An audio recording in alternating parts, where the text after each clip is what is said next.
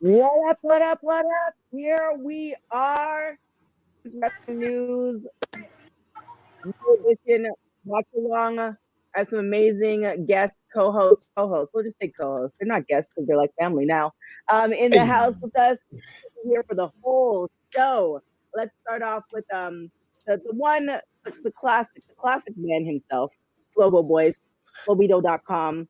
You Yo, know, and the wrestling dude. He has like 10 shows. He's out here hustling. Flobito.com. What's up? What's up? yo, I'm good. Can we say how perfect timing that was to have the countdown to the start of the show? That was dope. That was planned. I loved it. We just getting better and better here. That's all I gotta say. And another amazing, I am so happy to say, while I was on her show, we'll talk about it too, but she is a permanent fixture with, well, permanent as long as she wants to be. No, nothing forced. Permanent fixture for women's wrestling talk. Please welcome Stephanie Hardy. Hey, I'm so happy to be here with you guys watching this. Hopefully, what's going to be an amazing Hell in a Cell. And I'm just glad to be here with you, TK, and you, Flobo, for the first time. Yeah, likewise. It's gonna be a lot of fun. Oh, Yeah. it is. It is. So, what match? While we're waiting for this first match to start, what match are you guys looking forward to the most? I'm looking forward to the one that's about to happen now. I guess Bianca and Bailey in this Hell in a Cell match for the SmackDown Women's Championship. Bailey has been in Hell in a Cell, Bianca Belair has not, and I'm wondering how that's gonna go. So I'm definitely interested in that.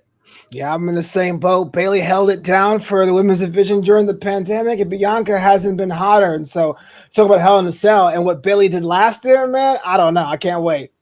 Yeah. I feel like this is blasphemy a little bit, but it's just kind of like, how dare you not have faith in Bianca? It's like all things Bianca, anything Bianca puts her mind to, she can do. So I feel like you can't, even though she's never been in the cell, it's Bianca. She can do anything. Straight up. Yes. Woo. I agree. It's going to be about. I remember last year's match that Bailey had. So she changed up her look. She took to the limit, which is funny because like Hell in a Cell is usually like a pay-per-view in the fall, right? Yeah, so now they're putting October. Yeah, they're just pushing it all the way up to the springtime now. I'm hoping she gets a little bit of revenge, but will she win the title? You know why, I don't think so. Well, I mean, with Money in the Bank going back to July, I don't. Maybe this one is something kind of to pop the ratings. I guess. No idea. Me either. I don't know. I mean, WWE always has a plan, even though they don't let us know what the plan is. I do like this new version esque of Bailey, though. Like, it's so crazy how, because Flobo, you and I were on Raw together. We were just talking about the fact that Bailey was doing the same gimmick, this hair to the side, she was hugging everybody, all that stuff, and now you completely are annoyed and hate her, which is a great thing. That means she's doing it right. Which I think maybe 3 or 4 years ago we wouldn't. I'm going to speak for myself. I'm going to speak for you, Flobo. But I feel like I wouldn't have believed that Bailey would have been able to do this kind of turn and have it believable. So what do you guys think? I for the longest time was a big Bailey fan, and I used to fight the chat. They all thought that I was crazy, and for a lot of ways I was. And you can even argue that because of the pandemic, they gave time for this new Bailey to cook, and that gave her an opportunity to really find her voice and find her footing. So yeah, she had the talent, and the 4 horsewomen do, but it was about time the 4th one, in this case Bailey, got a little bit of shine. Yeah, and what do you think? I've been a huge fan of Bailey too, and to sort of watch her turn heel it's been almost like she's been able to blossom in a whole new way, even though I absolutely love the hug life, because that was just amazing and it was sunshine. But now it's just since, like Flobo said, during the pandemic, when she became a heel and was able to grow a whole lot more from a character standpoint, like I've just been enjoying it myself too. So yeah, I mean, she's great. I just feel like this has been a huge step for her. Absolutely. Oh, somebody tapped into my my wish list. I wish Naomi was bigger status level. A legit let's talk about it. Let's talk about your homegirl Naomi. Naomi is my favorite. I might have a surprise for you guys for the news this week, so definitely stay in touch. Definitely follow us on our social media at WWT WW Talk Pod.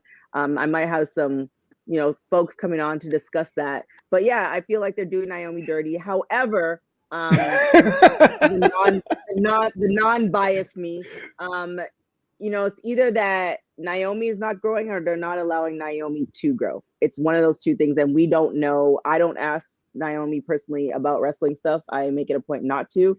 So we don't know as far as what is happening behind the curtain. But it's one of those two things, because it's clear that she needs to change something in order for, like, we love her because of who she is, but on a wrestling component, it's like there's something missing. So, whatever that is, she needs to tap into it. What do you guys think? We always go back and forth about Naomi, and I don't know how far her honest you want me to be. If Naomi's listening in, please, I'm a big fan. Listen to what she said. I'm not a hater. You look at something like last week on Raw, right? Eva Marie shows up, and she brings a partner, which is so upsetting because it's supposed to be Piper Niven. And you see Naomi going out there, you're like, well, what's going to happen is, I know exactly what's going to happen is, and Naomi was pretty much squashed. And so even if you are a huge fan of Naomi, how do you get newer fans who may not even seen what she did years ago to get on board if you're on TV every 3 months and we do to losing effort? I have a similar problem with fellow wrestler in NXT UK, Ashton Smith, one of my favorite guys in the brand, but you come out every 2 months and you lose. It's like, well, you guys do your own momentum. Like, social media can only push you so far. Right. Steph?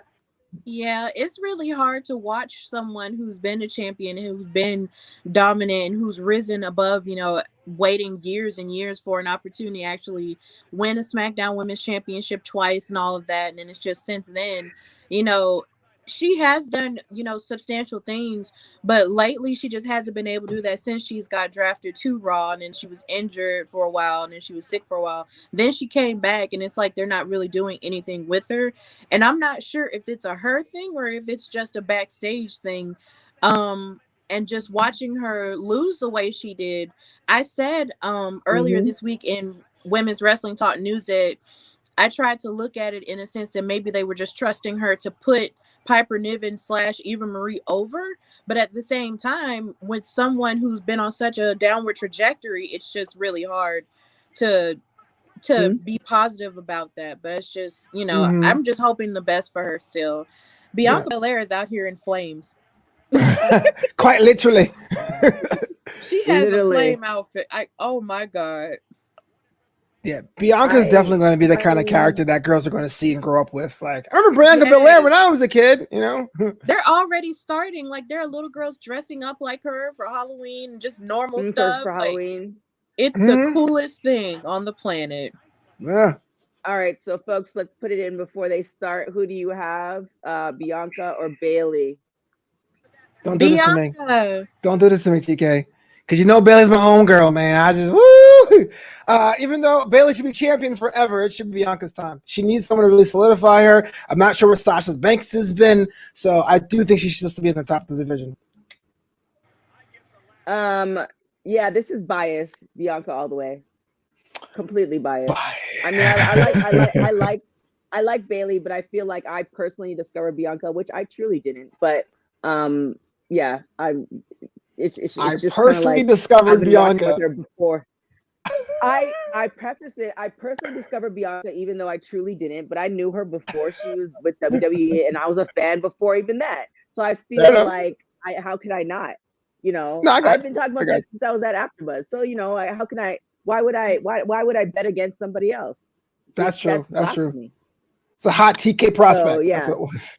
I'm just saying. So, but I'm feeling the opportunities that they're giving her, not giving her, that she's earning, I should say. Kudos. Some people, I think we talked about this on the news. I can't remember. Who knows? I talked about it sometime in the last 7 days where it's one of those things where some people start wrestling for, fame or fortune or just cool, and some people get into it and it's like they're almost born to do it. And even though Bianca has done other sports, I feel like this was something that she was destined to do. She fits into it. So like everything she did up until that point was for this, like the lifting and for track, the CrossFit lifting and running and her athleticism. I think this is what she's supposed to do at this particular juncture. She's young, so there's a whole life to go. But yeah, definitely think she's in love with it. Yes. I gotta say that when she debuted in the main roster on that Royal Rumble, it took about a year after to get traction the way she did, but I'm kind of glad they waited. Usually as a wrestling fan, you're like, no, we know she's dope. You know, she's from NXT, she's hot. But the fact she took the time to reestablish what Bianca means on the main roster, I think that's a lot of things that NXT talent don't get a chance to do. Like, let's call a spade a spade. Keith Lee didn't have the best run currently. He's on TV for whatever reason, not saying anything. But when he would debut in the main roster, it was such a different product. It was kind of jarring. Bianca got a chance to be herself, to adapt what her character was, and now you believe her as a champ, whether or not you know who she was going into it. But TK knew for years. She was telling y'all, but no one gave it a shot. Yes, I saw her. But that's go on, Steph.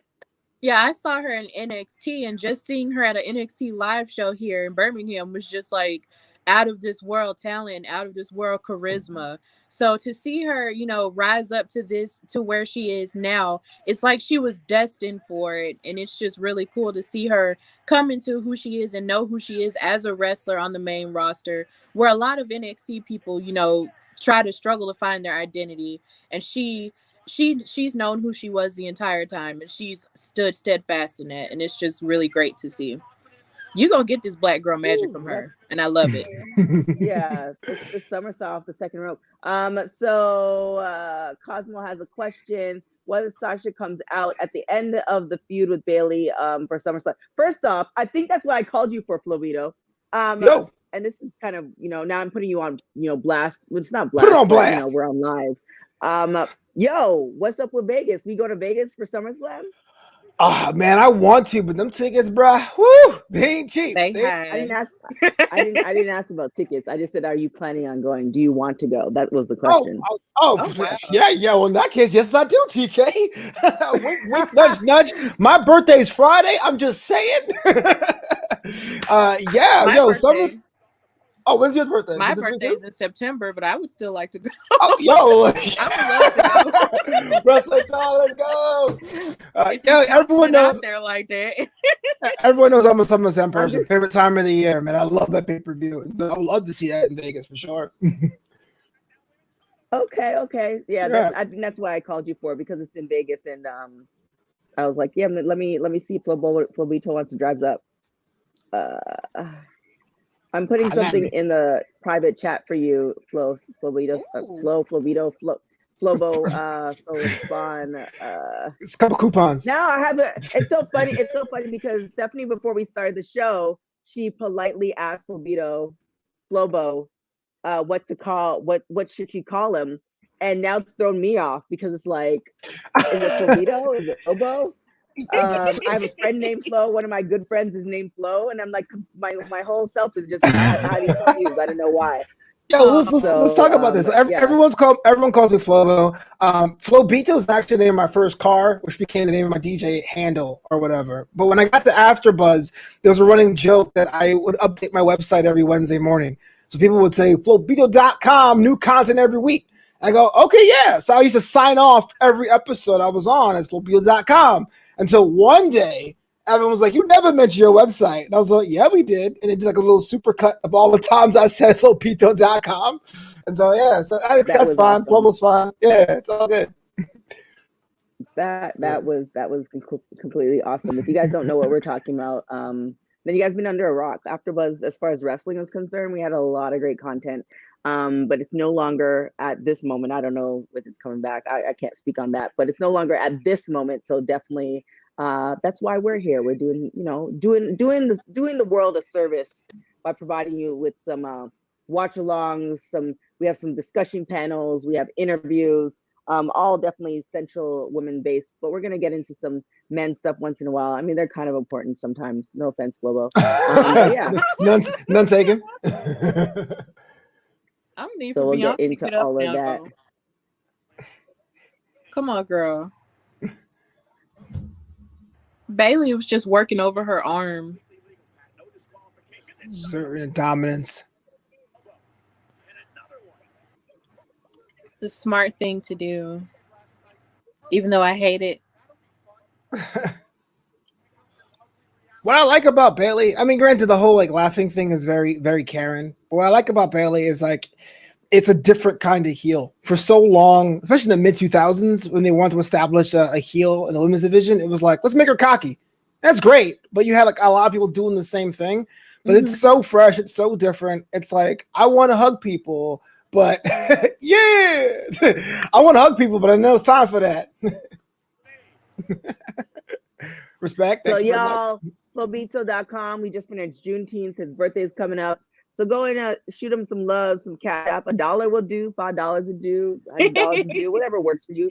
But I mean, it all Respect. adds up. So Flobo some love, or go to his channel and like his stuff. Where can people find you, Flobo? Man, I'm all over the place. Flobito.com is primarily, and then on YouTube, youtube.com/Flobo Boyce. That's me. There it is. Yeah. Ooh. So this has happened a lot. People just using her hair against her, like whether it's Lacey Evans or Sasha Banks. I wonder if that's going to be like a story beat to get her to cut it, if that needs to happen or not. I'm not sure. I'm not advocating it. Speaking as a person who's had several different hairstyles, and I did have this hairstyle as of recent, it's a lot. Like, I don't know how she even wrestles with it. Like, it's a lot to, and then I'd be very afraid. She does have long hair, but let's be honest, some of that is not hers. I'd be very afraid somebody like what she does to secure it. I know we're getting to this whole hair thing, but please do, because I always want to ask that question. Oh, there's different. There's a new. There's too much detail on, but there's a new version of it. It's not as old school as it used to be. However, I think that would be a good storyline where she's not forced to cut it, but she decides she comes out with a. I don't think they'll let her do super short or pixie, because I just feel like WWE is very long haired. Like only a certain amount of girls can have shorter hair. They're very long hair girl prone. So yeah. Did you guys see her back? She has it looks like she has either real tattoos or fake tattoos of kisses on her back. Oh, they're real. She's had that for a long time. I didn't know if those were tattoos really? or if those were something that she just stuck on her. But she's had, the kissing marks on her back for a while. They're real. They're real. No, I guess the question I had about the hair thing was like, you're right. It isn't like secure to walk around. I mean, you are tumbling and working limbs and stuff. And I always wondered if that were to happen, if that were to be dislodged or something, what someone can do mid-match, as somebody who doesn't have any.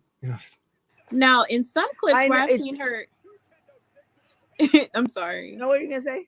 Yeah, in some clips where I've seen her work out, it's like she's she'll roll it all the way up into like a cone. Mm-hmm. Oh, okay, gotcha. Yeah, but then they're because I think the first time I saw her at a show, she sort of had it up and had it secured with a cap or something, and then she didn't pull it down until it was showtime.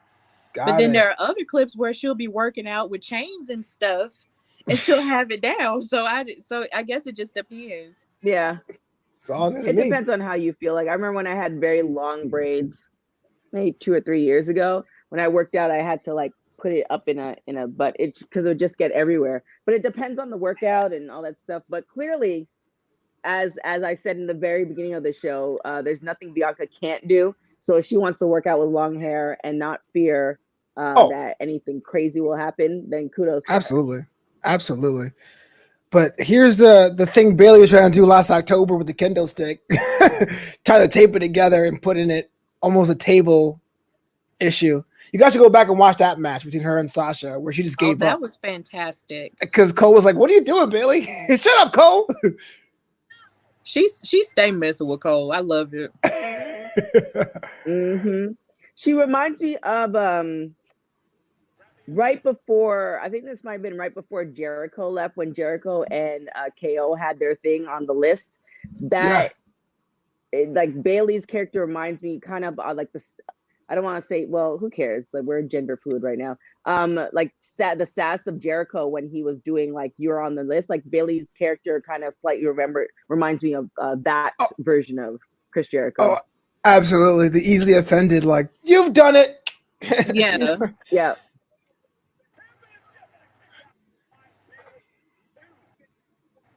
I feel like this match is going to be able to show how far Belair can go in terms of the type of punishment that she can dole out, because up until now we've seen her be a stellar athlete in the ring, but we've never seen her get super creative with weapons outside of her braids. So I'm prepared for this now. this is you establish a character, and then the whole idea of can they go through the ringer, and that's where stars are made. Like not even win the title as much because you can win the title and disappear like a Jack Swagger, but you know at the same time you have these dope matches like oh yeah that was for the strap you know. Mm-hmm. Like I need for her to get buck. Oh my gosh. I'm just milking it now. Send me that money. I'm just saying, why not? It's so crazy. So, Jay Washington, who's been on the show before for our watch-alongs, he posted something on his social media, and he was saying for Juneteenth, and for you guys who are watching who don't know what Juneteenth does or is, it's celebrations, a national holiday. It happened yesterday, and he said, "Oh wow, I'm going to continue this story after this. She really tied Bianca's hair to the chair." Yeah. Like, see how she's pulling it? That is very, like, I don't know how it's staying on. Is she sewing? I have no idea. Yeah. My goodness. My goodness me. Oh, she's really about to do this. Yeah, I think TK, we're running into the whole "you're ahead and I'm behind" thing again. Yeah, she just tied him in mind as well. Oh no, TK living in the future though. Spoiler.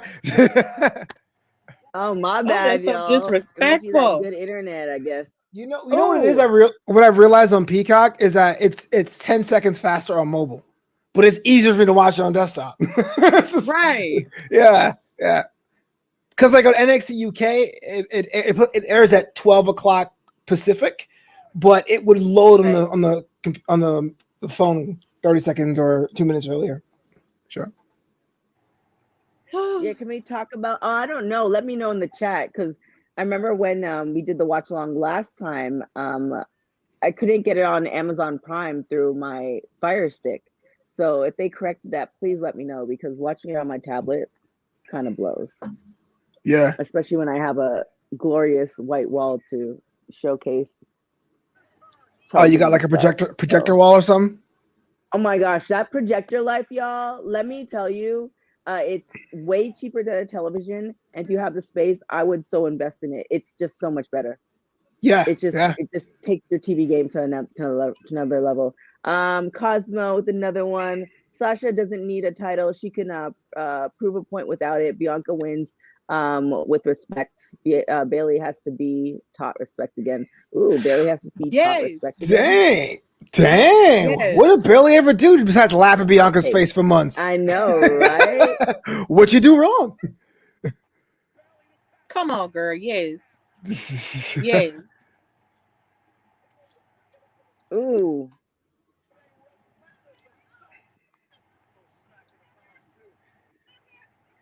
Ooh. My hair. Yes.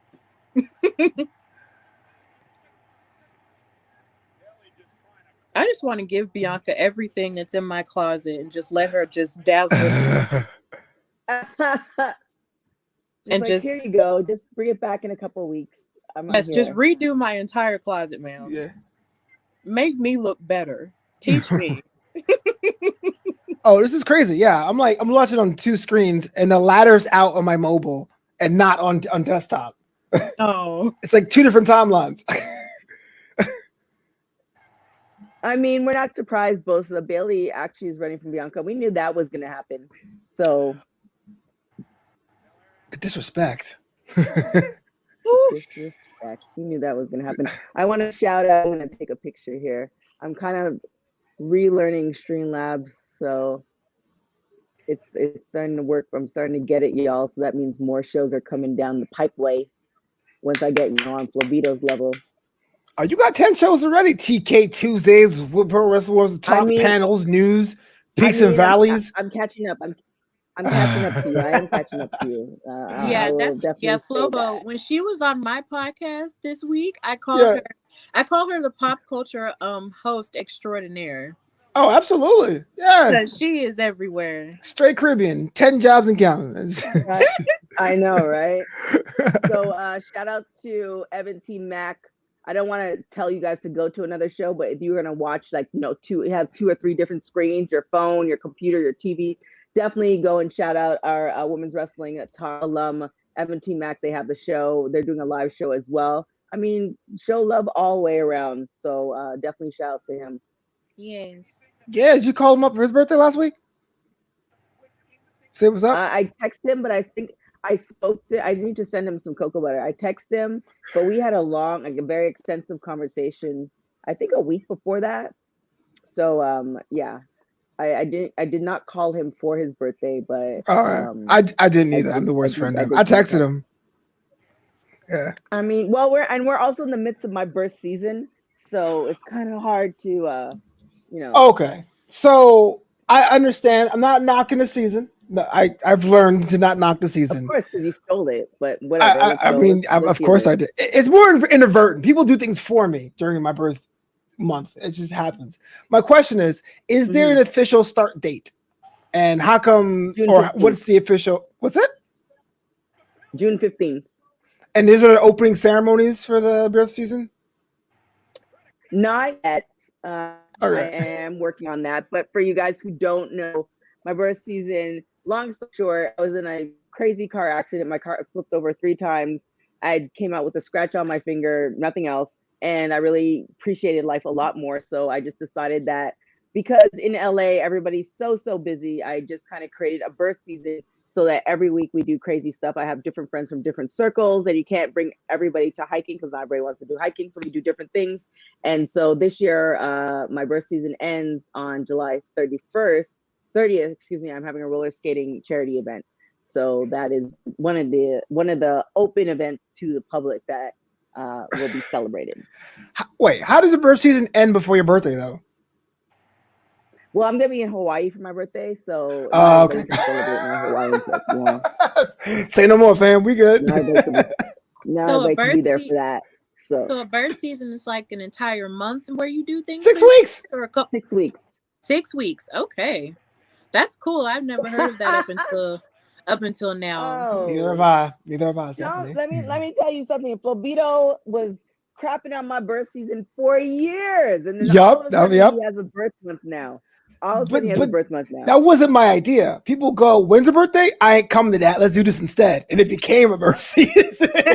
You was planning out like, yo, week 1 we're doing this. Yep, that part. There's some ATVing involved. There's paintballing. We're gonna draw some guy naked. Some painting stuff. It's gonna be fun. Oh, wow. All right, I think this is it. Does this guy know he's being drawn? Yes, there's a company.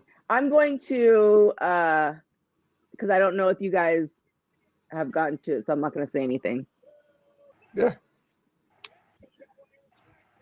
Yeah, I had to switch it to my phone to make sure I'm not like spoiled. So I'm up to where you at. I don't know if Stephanie is.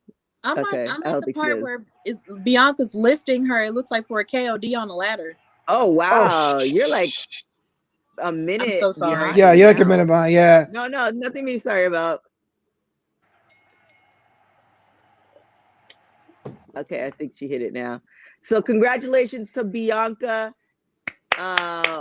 I think I figured out what hairstyle she has, but congratulations to Bianca. What type of ponytail she has.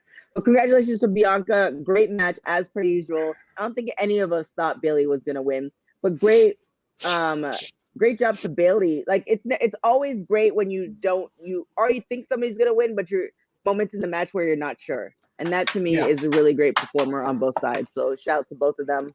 But we team Bianca right now. Yes. Yeah.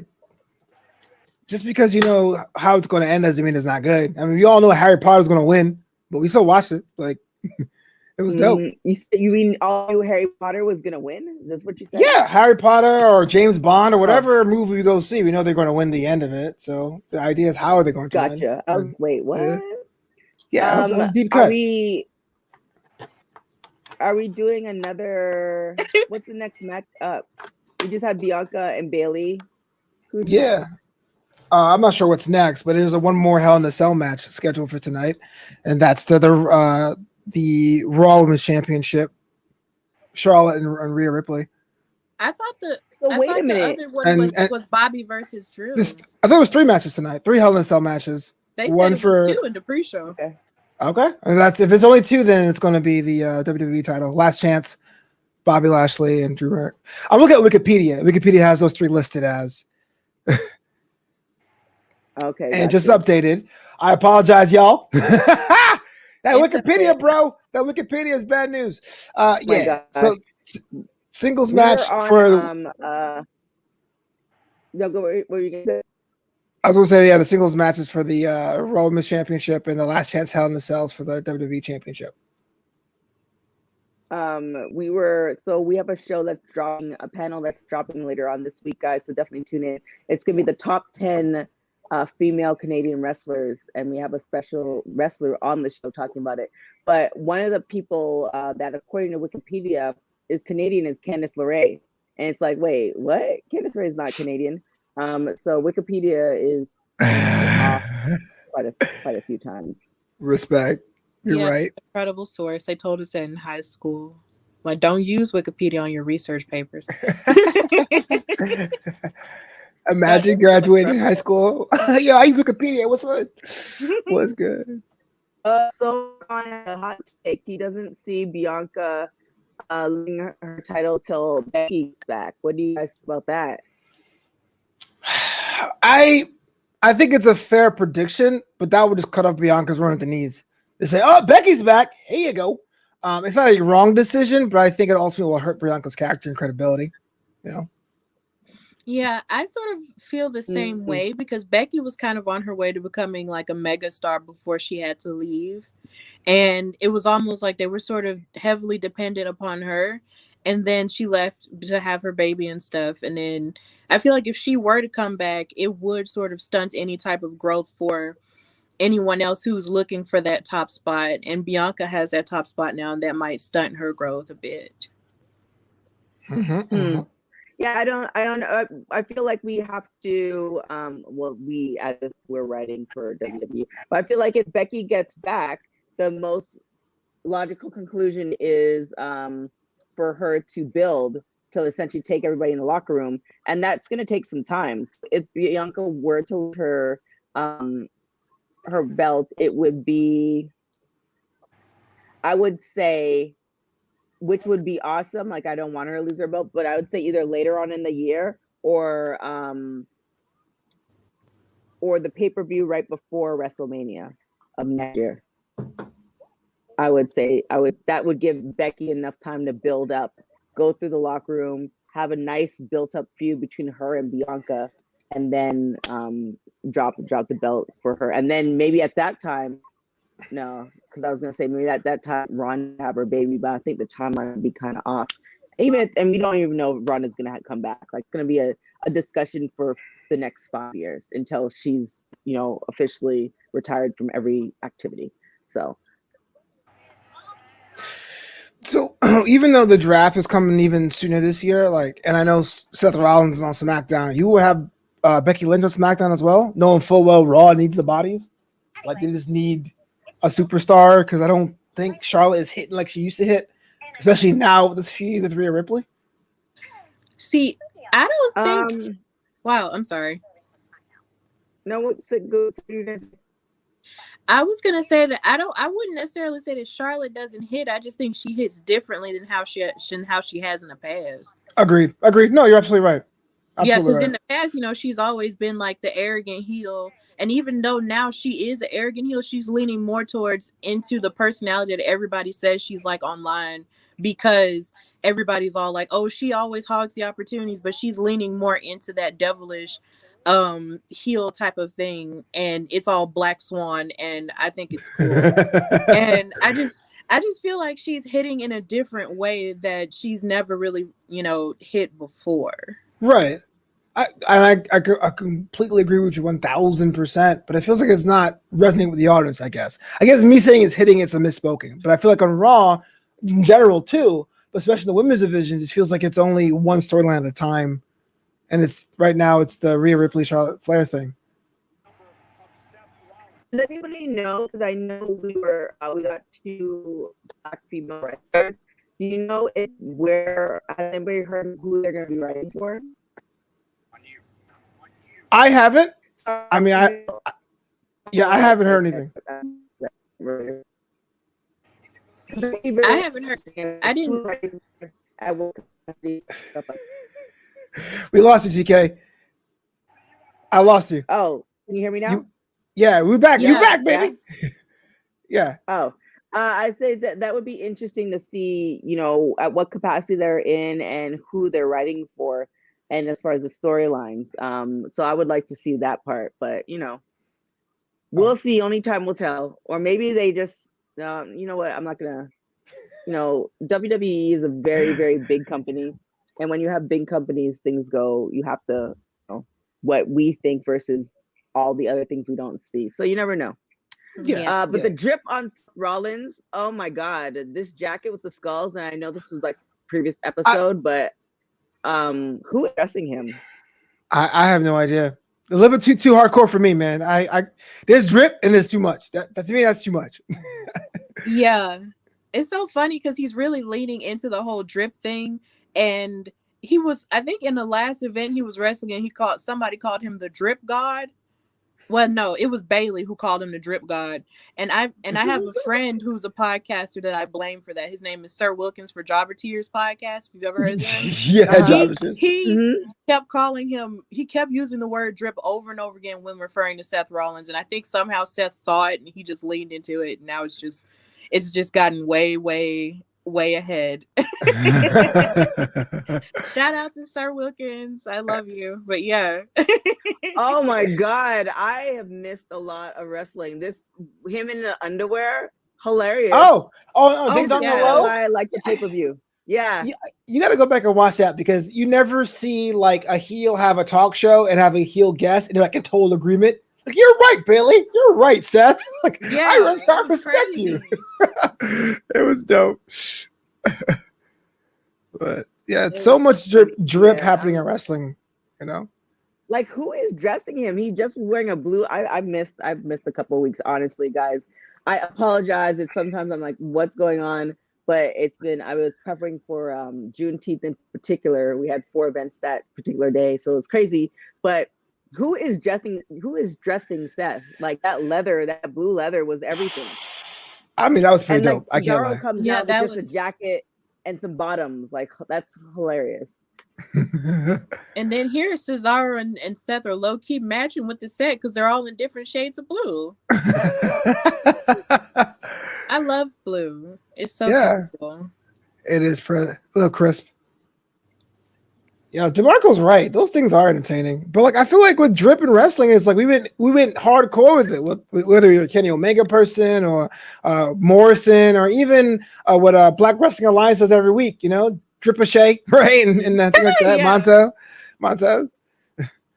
Yeah. I mean, yeah, shout out to Black Wrestling Alliance. Like, his IG is, I don't know how he has time. I really don't. Mm-hmm. All I want to follow. Promotions. Oh Lord! Oh, they're starting now. Okay. I just looked away for 5 minutes. Yo, TK, what you eating? Around.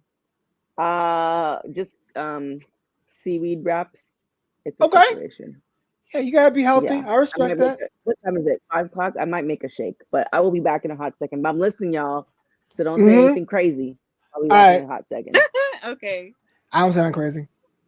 What you should be doing is put my Cash App all the time. No, I'm just kidding. Good point. I'm a huge Cesaro person. Yeah, I love Cesaro too. He's so talented. Like, I'm ready for him to get on a big picture. I said on my podcast this weekend that I feel like Cesaro should be the number one choice to win Money in the Bank this year. Yes. That's what I'm talking about. Unless you want Otis to do a 2-time thing. But Cesaro, exactly. I'm a huge Cesaro fan. I felt like his time was due, but they're actually giving the time in matches. And even if he doesn't even win, you're like, okay, yeah. Right. And then for him to be on top, at WrestleMania in his first singles match there, that was so good for him. And then his match with Roman was really good too. I was really disappointed at first. I was like, oh, come on. But Roman is gonna Roman. So yeah. I mean, everyone's talked about how good Roman Reigns is, but it's SmackDown now is like a show within a show. It's like I'm tuned in to see what is Roman going to do today. Like that's crazy. Yes. It's amazing. It's like the best. It's like the Young and the Restless. Right. It's the Young and the SmackDown. And but you're bringing back Jimmy, and then he doesn't quite agree, but then he's trying to like break him in his own way. And then it's Jay Emmy just waiting. disappeared. Yeah. Ooh, it's crazy. And you got Paul Heyman just waiting on him hand and foot. You know, when I was a kid, one of the coolest things I liked about The Rock, for example, was when he was a champion, he would always like drag the title behind him, as if to say, "Yo, I'm the people's champ. I already know I'm a champion. I don't need it." When Reigns comes out and is like, "Yo, Paul, belt," and does it, and just gives it back, I'm like, it's so smooth. It's just dope. And then even this week when he was talking with the microphone, he was talking to Rey Mysterio before their match. It's like Paul was holding the title, but then Roman wanted the microphone, and he pulled the microphone from behind the belt and gave it to him. And I thought that was the slickest thing. I was like, "Are you serious?" Paul Heyman's character work, because with him and Brock, it was like Brock is going to kill you. This one's like, you don't want to anger Roman Reigns. Yes. He will hurt you. It's great. It's GOAT tier. But then him on Talking Smack is just, that's GOAT tier too, because he helps to put people over. Oh yeah. In a great way. Like it's just so wonderful to see him staring adoringly at the future. It's just like, when someone said, "All right, we're gonna have MVP on Raw and you on SmackDown," I was like, perfect. Just going around to hype up all the young talent and be like, "Yo, focus." Like Apollo, don't quite get all the Nigerian stuff, but at least he's relevant. You know what I'm saying? Like he's doing stuff. Yeah, I appreciate the Nigerian stuff because it's like because I know for me the first time I saw Apollo Crews, I just thought he was from Georgia, like they were billing him from originally. Stone Mountain, and he was just the nice peppy heavyweight that moved like a cruiserweight. But then that really wasn't working and it wasn't fully clicking. So once he finally did turn heel and tap into his true heritage and let us know who he was for real, that resonated with me like super hard. Like, whoa, okay. And I was into it. I was definitely into it. So it takes a little bit of me to get, because it's like a bigger problem I have with wrestling in general, and that when a lot of times people don't know what to give a character. Well, for black wrestlers, you guys don't know. If you're a face, they usually go, "You're an athlete." Like look at like Ricochet, "You're an athlete." Bianca, look at an athlete. But what works with Bianca is like, okay, no, she's stronger, faster than everyone else. So when Apollo was an athlete and went to Nigerian stuff, I go, oh, they're just saying what we were saying when I was a kid. Tatanka was Native American, or Bruno Sammartino was Italian. The Scottish Psychopath, the Celtic Warrior. Is this going to be another one? But to Apollo's credit, I have never seen that portrayed the way it is. I was concerned about having two tribal chiefs on one show, but it feels completely different. And I think it works for him all the time. Yeah, it definitely works for him in a different way. You can tell that he actually has more control than we give him credit for in terms of that, because I just don't think anybody in the back fully understands, what it means to be of Nigerian descent, to carry that lineage and that heritage on a public platform. And he definitely would be able to speak to that from a personal experience. So I feel like that's really the biggest difference there. No, you're absolutely right. Absolutely right. Stephanie Hart is so glad. I'm so glad we're in symbiotic. We're like this. Yeah, I'm glad too. This is great. Oh, this match is pretty good. The match is pretty solid. I was saying about the hardware Cesaro needs, man. I know the WWE title is pretty much locked away, but why does he say the rates he does? Cause man, he's getting paid. Tribal Chief give him that fat cut, the check, the big piece of chicken. He's like, "Yo, Paul, I got you." Yeah, I feel why like not? I feel like Paul looks at Roman Reigns as if he's sort of like, it's almost like Roman is the king, or he's like an evil king, and then Paul is just like his what's the word for it? It's not a Harlequin and it's not a Joker either. It's a just jester? Maybe a jester. Yeah. But not really that much of a jester in the sense that he's silly. He's just kind of like, whatever you need, sir, like I'll do it. Like, like in movies and stuff like that, where you see a villain and they have like henchmen. Like a henchman. Yeah, like yeah. Megatron and Starscream. Like it's That's a deep cut there, Stars. yeah, like that's just kind of what it feels like. He does look at him pretty lovingly. Yes, he looks at him like he's just his bread and butter, and it just works so well. Hey TK, Oh, you're back. Yeah, oh, I want my boyfriend to look at me like how Paul looks at Roman Reigns. oh. Like he's everything. Yeah, I feel like that's my relationship as a whole. It's like I'm looking off into the distance thinking about my life, and then my boyfriend is just staring at me like, yeah. But then when I look at him like that, he's just like, stop looking at me. He's That's like, I'm my trying to dynamic, acknowledge guys. you, brother. I'm trying to acknowledge you. That's my dynamic, guys. It's been 9 years Yeah. of that. Damn, that's a long time. Do you think the new, well, I mean, it's not a new version of Seth Rollins, but this current version of Seth Rollins, do you think he's missed the step because he's not the, to me, he's not that, you remember it was like Monday Night Seth and stuff like that. He's kind of Yeah. like, since he's become a father, he's not mid-level, but he's not the top guy. And I know there's ebbs and flows, but do you think he's lost the step in this version of himself? It's a hard question to answer because objectively, yes, because he's not involved on the top of the card. I mean, I can sit here and explain a billion reasons why that is, but you look at the Monday Night Messiah, as weird as it was, he had people he was reigning over, and even though the Mysterio angle was stretched out and long, people actually took umbrage to what he was saying. But now he's coming out saying embrace the vision, and he's kind of like onto himself. It's like, okay, it's cool. Like, yo, you're on the same show as Roman Reigns. Like, you're on the same show as Bianca Belair. Like, they're holding it down for both divisions. You got to offer me something different. Right. That's kind of hard. Because it's like at the same time, Seth can't be on top like everyone else is all the time. But I don't necessarily think there's anything missing with Seth at all. DeMarco says, I hate this iteration of Seth Rollins. Not sure why.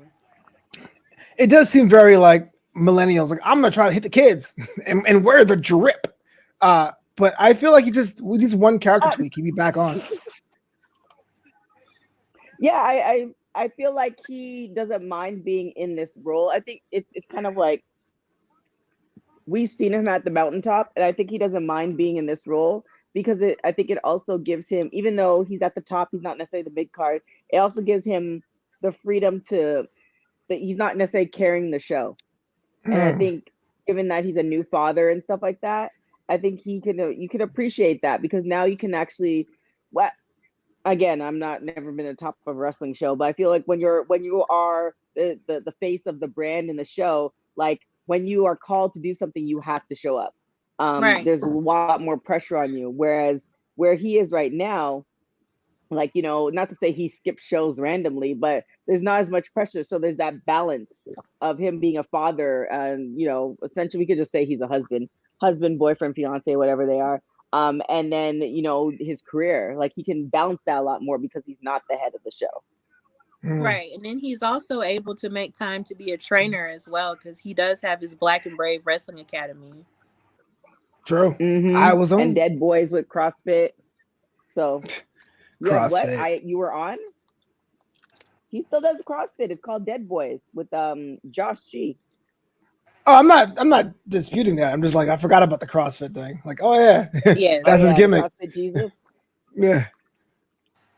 But something about his character that kind of on a personal note sort of resonates with me a little bit. It's just when my boyfriend watches him, my boyfriend's a gamer.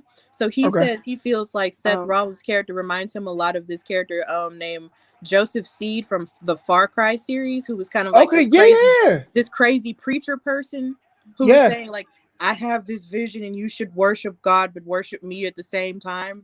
And I didn't see it that way until he started playing that game and he told me about it. And he was just like, Seth reminds me of Joseph Seed. And I was like, really? So I don't know. Maybe he's doing that to sort of because I know Seth is also a gamer too, because he's been on up, down a lot of the times. So it's just like I just wonder maybe he's doing that, or maybe he's just playing with something here. I don't know. I did not know. I didn't make the connection, but now I can unsee it. Yeah. Far Cry. Obito, do you consider yourself a gamer? I'm getting more into it now with the pandemic, but I mean, I'm not good at anything. But I got into esports. I play competitively. I do casting or announcing for it, namely Rocket League. So like that's my thing now. But if you asked me that a year ago, I'd have been like, How do you find time, or Stephanie? How does your boyfriend find time? Like, I feel like you need to put some time into these games to become good at it. It's like a lot of repetition. So like how, or is it a relaxing thing? It's a relaxing thing for him. Like he's been doing it since we got together. It's relaxing for him, and then it's like once he has a job, he works a full-time job like from like evening, like from like the afternoon to the evening. I sure hope so. If he didn't Yeah, have a job and all he played his like video from games, I afternoon would to have the had to talk evening. with you, Stephanie. Yeah, and then he works, and so but before he goes to work, he'll get up and then he'll watch some ESPN, and then he'll play for like a couple hours to relax, and then when he gets home, he'll play some more, and then just do that from that perspective. So that's how he makes time for it. He does it before and after work, and also during the weekends too when he's off. So that's how he sort of makes time for it in his way. I'm not a gamer. I never have been a gamer, but I learned so much from him because he's the first guy I ever dated who had patience with teaching me how to play fighting games. Because I was not a gamer. Like, I'm a board game, Jeopardy, Wheel of Fortune type person. yeah, But he's like, oh no, the video game this, and you got to press this button and da da da. And yeah, and he teaches me like so well with it. So it's fun. It's really yeah. fun. That's what's up. That's quality time, man. Quality time. Yes. There you It's go. one of the love languages. Yeah. Respect. Nah, man, gaming is dope. Like when it comes to streaming too, one of the things that I learned that you don't have to be good at it. As long as you're a personality, people will rock with you when you're doing it. Much like doing a podcast, you don't have to be Joe Rogan or whatever. As long as you are good structure or good vibes or good guests, people go, okay, I'll rock with these people. They're dope. Yeah. Because I know I Yeah, thought I was consistency very too. insecure in that the first time I started podcasting. I was like, I'm not an expert at wrestling. What am I doing? But Right. the more I got into it, the more I felt comfortable with actually talking, and people actually were comfortable listening to me, and that made me feel really good inside. Yeah, respect. Yeah. Oh, Flobo, when you get a chance, please listen to my podcast. I'm Oh, starting a new season now, and TK's on the first episode. let me follow it right now. Not No, Spotify. Uh, Stephanie asked me a Hardy bunch Wrestling of Podcast. questions. A lot of Yes. them were about you, Flobo. What? I have no. Dude, I'm an open book. Everything I talk about weekly on my shows. Bam. I'm following you now on that Spotify. Thank you. Oh, episode dropped yesterday. Damn. Freedom and Truth featuring TK Trinidad. What? Excuse the hell out of me. Download it now. We're going to listen to your podcast, man. The Hardy Wrestling Podcast. Oh God, yeah. I've never seen anybody I mean, react to I don't. a title like that. That makes me happy. Fancy. I It feel was like I don't want to toot my own horn, but I feel like I was dropping a lot of gems on there. she You know, was. saving TK, people's I learned a lives. long time ago. Ain't no one gonna toot your own horn but yourself. So toot away. I was pretty She was dope. dropping a lot of There you good go. truth bombs in our interview, in our time together. It was great. Plus Yeah. it was Juneteenth, so I just wanted to tie that in there. So that's where the freedom part came from. Oh, respect. Yeah. Yeah, so that's where that came from. Do you think This. that Cesaro is underrated? So I was going to say yes, hell yes, emphatic yes. But he's Yes. finally getting time on TV now, so I'm not sure how true that is. But he's definitely somebody that should have had a lot more in his career as far as accolades. Yeah. Yeah, I DeMarco feel said like Cesaro. You're right. yeah, I feel like when he was part of the bar, definitely more kudos. Like, do you feel like say like you're the highlight of your career is being part of a tag team, and Okay. you don't get that same high as a singles match competitor? Like, as I guess none of us are wrestlers, but do you think you would be satisfied with that, or do you think every wrestler, not every wrestler, the majority of wrestlers, they want that, that singles competitor? And it looks like he wait, Oh, okay. I don't know if you guys are ahead. I'm not gonna announce it, but No, Oh, we can ouch. talk about Ouch. that once they he announce the match. lost his mouth guard. It looks like. Um, I I would say something like everyone when they start wrestling, they dream about becoming the world champion, right? Unless they have their brother the same age or sister the same age. But I think when you get into it and you realize there's many different paths to being on the show, there's you may Mhm. change and go, okay, yeah, I'm with it, or I'm okay with being in my position or role. So I want to say majority, yes, they want to be champion, but it isn't the end all be all. Yeah, that kind of Okay. reminds me a little bit of Xavier Woods. I think one time in an interview, I think on his own podcast, he was talking about how even though he's a tag wrestler, he feels like maybe that's the lane that he's supposed to be in because he has so many other different lanes outside of wrestling, and that maybe he's just okay with that. But then a part of Mm-hmm. me wonders, if he really is truly okay with that, because I feel like he's one of the most underrated talent in that whole faction outside of Big E and Kofi. And it's like Kofi's had his big moment, and Big E is building up to possibly have his big moment. So sometimes I wonder if at Hmm. some point Xavier would want to bust out and have his own little singles moment. And they're kind of somewhat alluding to it on Raw Yes. to an extent with MVP sort of poking at them. Yeah. But we just never know how that could go. So Well, in the case of Cesaro, I'm pretty sure he did want to have a singles thing um at first, but then sometimes it's just what you do with the moment that you're given.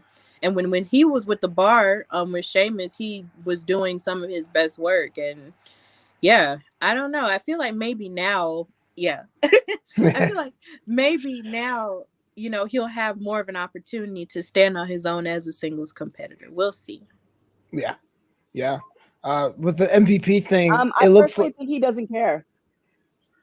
I personally think he doesn't care, but I also feel like if he does go for a singles run, after that singles run, Kofi may or may not have a singles run, and then New Day is going to come back together. Like I feel like the the fact that they put big and I feel like because they've been on for so long and they have so much clout as far as the amount of people who are behind them, backing them, and they have outside entities that I believe a part of their contract when Biggie left was that they're going to come back together eventually. It's not going to be one of those things like, okay, you guys are broken up. It's not going to happen ever again. I feel like it's very conditional. So I feel like that he might have that single run, but if that never happened, he has so many other things going. He has so many other things going on outside of wrestling Mm-hmm. that we haven't even heard about. That it's just kind of like, yeah. he's just so very content in what he's doing and where he is in life. Which speaking, I'm gonna tell on Stephanie a little bit. So we had our women's wrestling talk news. Stephanie was on it with me, and right before we got on, Can't help but feel yeah. Excuse me for a minute while I lighten the mood. Just clap for me like the lightning do. so funny thing. So we did the show. Flobo's face. Okay, continue. Stephanie DM'd this to me, and so we did the show, and so I didn't tell you this part, Stephanie. So I just finished watching the full season of Golden Girls, and I give Xavier updates on where I am in the season. So I text him like, I just finished the season of Golden Girls. I feel like I need to watch it again. I was like, oh, by the way, I was on a news show today, and one of my co-hosts, she sent me the video of you playing the guitar. I was like, you looking good. Like, you look like you've been working out. He's like, I'm trying. And he's like, why did you send it to you? It's like, hell if I know. But I mean, I'm sure there's a lot of women who are enjoying it. So he started laughing. So just an FYI, that's a little behind the scenes for you guys. That's what happens sometimes. Wow. Xavier knows I exist. Oh my god. And I'm gonna go to the gym on He's like, why Monday. did she Thanks a send it lot, to you? He's like, TK. hell if I know. I I said mean, it because we so had just Flobo, finished. We just finished talking about him, and it just so happened that he popped up on my feed on Instagram, and so I sent it to you. I was like, "Oh, here he is," and then I just pop it to you. TK's booba. Oh god. I know, right? But it's kind of weird because I've known him for so long. He's like a brother to me. So it's like, I don't know how to feel about this. Like, I appreciate the work, Oh but no. yeah, it was great, but it was like, yeah. Yeah. Cosmo, Yo, what they was you didn't gonna even say warn about me, the bro. new? She just dropped it in the stream, like, yo, check this dude just topless playing the guitar. I was not informed. I'm going to the gym Yeah, tomorrow, I I'm swear. sorry. I should have had context with it. I had burgers for breakfast this morning. Come on. So it looks like DeMarco said on Twitter, Xavier's pushing for King of the Ring. I like I said, I think now is the perfect time for all three of them to do that. But I honestly believe that they wouldn't have agreed to it. I think it's very conditional. Like I don't ever. I definitely foresee in the next 3 years, probably even less, that they're going to be back together again. Like I don't think Biggie would have agreed to that run, unless that was the case. Personally, based off of outside conversations, I can't really say, but that's my belief in it. So, Well, the draft is coming up now at the end of summer, so it could be a chance to put them back together. Maybe yeah, so. maybe so. I like man, I feel like I haven't watched wrestling in forever. Like Shayna and Alexa Bliss. Did they not bring Yeah. her pig in the whole scenario, or that would have been cruel? I mean, so I like the way now we have Alexa Bliss actually having opponents to wrestle with, which is great. And it kind of costed Nia and Shayna their run. But in order to do that with the Bray Wyatt gimmick, you've totally made Shayna Baszler into a fraidy cat. So that's kind of weird. So I don't know who I'm rooting for here. I guess Shayna Baszler. I'm rooting for Alexa because I feel like Shayna in this, I feel like this entire program is something different for Shayna, and the fact that she's never dealt with the supernatural before. And I feel like every person, when it comes to a supernatural person, is always scared no matter what. Because people were scared of The Undertaker. No matter how much they tried to pretend they weren't, they were. So so if anybody could be scared of The Undertaker, and anybody can be scared of Kane, no matter how tough they are, no matter what their background is, Shayna has the right to be scared of Alexa here. So yeah. I don't like it. I mean, everyone else, man. But I remember when Shayna Baszler came and destroyed like 4 other women in that Elimination Chamber match, or 5 other women. So, like, I guess maybe I'm just like going hard for a singles run of Shayna Baszler, how we saw her in NXT, and probably would never happen. But I was kind of like, man, shit, I know would get in the fight.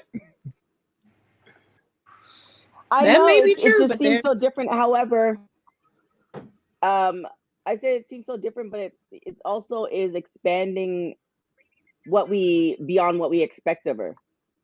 Yeah. You know what I'm saying? Like, we expect her to be the Shayna of NXT, and now she's doing some different things. So it's expanding her character. It might not be great, but at least it's something different. Right. Yeah, definitely. Let's see what Boza says there. There are people crying that Shayna shouldn't be feuding with Alexa. She should be a WWE Women's Champion. And their mind, she suffered the moment she didn't beat Becky at WrestleMania 26. Now, I'm all about new characters and having Shayna fight Alexa. The feud, to me, makes sense. She cost them the tag team championships. And Shayna, Alexa is doing the supernatural thing, which I like.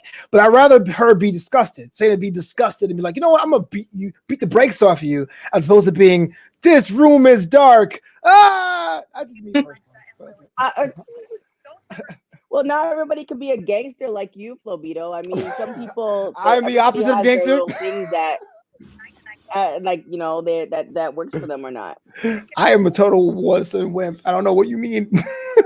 I would tap out. Now, since I'm sure you're gonna love this one, Flobito. Since we were talking about New Day. For you guys, Flobito. Also, I need to send you some stuff too, by the way, Stephanie. But Flobito is a lover of cocoa butter and all this other stuff. But we also have another lover of cocoa butter. Just saying, Big E approved. So if y'all want your cocoa, do you have any New Day members who wearing shirts? Just curious. I didn't know. Is everybody topless in those files? Oh God. Yo, I didn't even notice that. That's hilarious. Feel a little inadequate. I didn't even notice that. Oh, stop it. Okay, I I will. did not even notice Flobo, that. don't do that to yourself. Yo, good cinnamon cocoa butter. I am a fan. I love this stuff. I I love love how you cocoa had butter Josh on too. and Josh was just totally butchering everything. Yeah, I got I two didn't cents. It was have a him. little He butchered himself. crazy. He was like, oh, I got a cocoa butter. I think it's cocoa butter. It's Clipper Ranks. Shout out to All Josh, right, man. y'all. Josh is So dope. we're back to wrestling. Who do we have, Alexa or Shayna? Alexa has to win. Sorry. I have Alexa too. She has to win. Man, I like. When do we think? When do we think she's gonna retire? Because she did mention that she's I think on a podcast or somewhere that she's not gonna be a long timer. So when do you think she has another year in her, 2 years? What do you think what do you think is going on in Alexa's mind? Well, her health has not been public knowledge, and nor should it have to be HIPAA violations or whatever. But she doesn't wrestle all that often, and this has been a great way to give some more extended time in her character and her run, which I think it works for her because I think there was a time where her to cross like wrestling every single week. But she's done all she can. She found a way to establish a character, have a platform outside of the squared circle. I mean, she does the whole podcast with WWE. I mean, she's pretty much set up. If she saved her money, why not walk away when you can? Yeah, I give her I agree. maybe 2 or 3 more years, and then maybe she'll retire because, of course, along with her other platforms, it's like she is engaged to be married to Ryan Cabrera, and maybe those two might want to start a family. And Yeah, she she might did want mention to. that. Did mention that's one of the reasons why. Yeah, so I would say maybe 2 or 3 more years, and then she'll retire. It will be a sad thing, though. I'll probably cry, but yeah, 2 or 3 more years for her. But I feel like we'll see her in other places too. Oh, Yeah. or we might not. She also seems like the type that she'll be perfectly content, like you were saying, Flobo, where she saves her chips. She's very like low maintenance in the good sense. She has her house. She has she's set up where she'll be perfectly content and not being in the limelight. I could Yeah, see her doing that too for some reason. She seems like that type of person where it's just like, I'm good. Where we see like NBA players or football players, like they make their money, they go off, they have their financials, and they're good. They're living their best life. Live my best life. ain't going back and forth with you, people. For real. I What don't know, man. what do we think of what are you gonna say? I mean, I don't know me personally if I was a wrestler, but I respect both sides. I respect the person saying, look, like Stone Cold, I used to wrestle, here's my platform, it's my character doing other things, and I respect people being like, yo, I gave y'all the show, y'all paid me handsomely, I'm about to leave stage left. So I respect it too. How are you feeling about Reginald? Are we hating him still? Are we liking him? What's the vibe on Reginald? I hate him forever. There. forever. Forever. I mean, Damn. Forever. Okay. I Is just, there a you reason gotta give you me want to something new. expand on that? Like, why forever? Okay.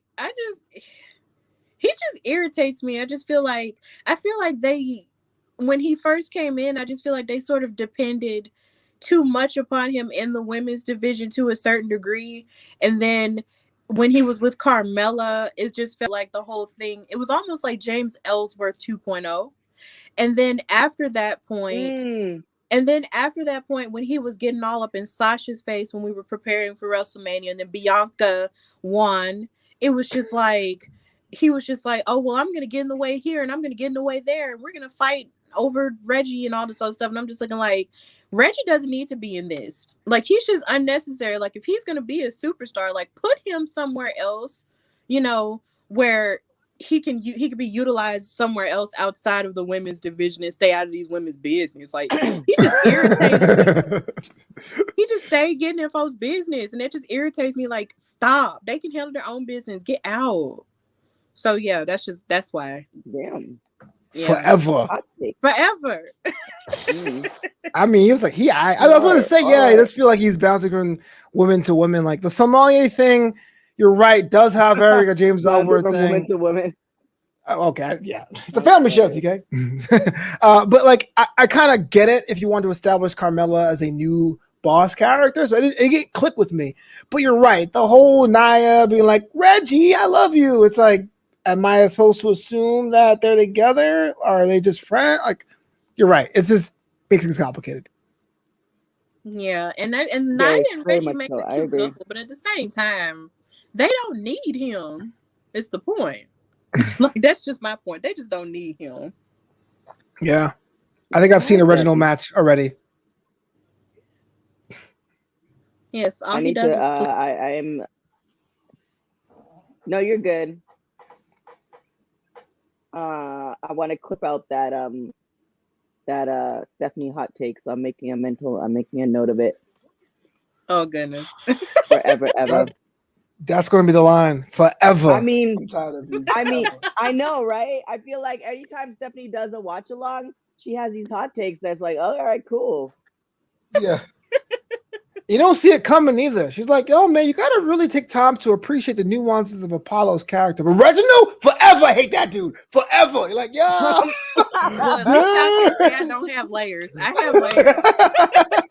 I was like, okay. I have layers. Somebody agrees. I heard that too. Yeah, that Vince likes Reginald. Vince is high on Reginald. Well, he needs to go to rehab. I mean, he's definitely a different version. Oh goodness, he's definitely a different version of. I hope everybody will understand why I say this. He's definitely a different version of Black. Like he has the variety versus stereotypical of what WWE showcases sometimes. So I like that. That's why I'm a fan of his. I like the fact that he's there because this is all possible to be somebody. Yeah, I agree with that part. Doesn't have to be the big, muscular dude. Although I'm a fan of the big muscular dudes, but c'est la vie. Who has the better drip? This is a good question. Does Reginald have the better drip or Seth Rollins? Seth Rollins. Whew. That's two different interpretations of the drip art form, I say. If it was a one-time thing, I would say week to week, Seth Rollins gives you outfits you could look at. But like if I had a whole wardrobe filled with clothes, I would not want to be Seth. Things don't match forever. You look at two different things every week. So it's a hard sell for me. Oh my God, Alexa is staring at Nia. Oh, what? Are you kidding me? Are you? Oh, boo. TK, we watching this happen? Oh. I did. Oh my God. I didn't say anything. I was waiting for everybody else to see it. If you guys don't know what's going on, Woo. I got Peacock on two different screens because it's two different latency issues. You feel like we're like such an advanced society, but we can't watch the same thing at the exact same time. Yeah. Peacock, man. They just late. That's all the slaps time. Reginald. That's actually borderline abuse. Like, why is he taking this? Should we get intervention for Reginald? Stephanie's like, no. That was a lie. Stephanie's like, no. Like, I'm thinking about my answer because from a healing standpoint, yes, but from a I don't like Reggie standpoint, no. Absolutely crazy. Alexa Bliss's shoes remind me of AJ Lee. Oh yeah. I love those shoes. I need to put them on my Amazon wish list. I would give anything to see her in a match with AJ Lee. Oh man. If doesn't matter where it is, AJ Lee's comeback match would sell out. It would. Yep. It really would. I miss her so much. The wrestling girls had a quote on Twitter. Am I the only one who wishes Reginald stayed with Carmella? What do you guys think? I agree. It made sense. Like I said, like one of my biggest hot takes of the last year is that I felt Carmella was more a boss character than Sasha Banks. And people are like, what do you mean? I was like, well, if you never saw wrestling before and you describe what each of these women were doing, Carmella sounds more boss-like. To have your own wine sommelier on around with her makes a lot of sense. But they broke them up. Reginald's kind of in an angle we don't really need him for, like Stephanie's point. And Carmella is floundering. She just like, what, lost to Liv Morgan a week and a half ago? So it's like, put them back together, man. Why not? Carmella doesn't need Reggie. I mean, she doesn't need him, but to put Reggie with somebody. And then, I think you mentioned this a while ago, Flobo. What's the deal with Nia and Reginald? Like, is he her situationship when they're not wrestling? Like, what's the? I want some answers like that. It's almost the same. I do like the fact that they leave stuff open to interpretation. Like before she was pregnant, Ric Flair and you know what I'm talking about. Lacey Evans. Yeah.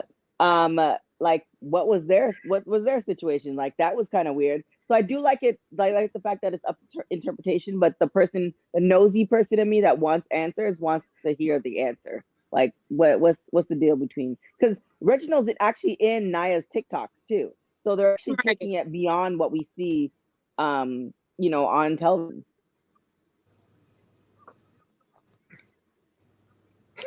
Ew.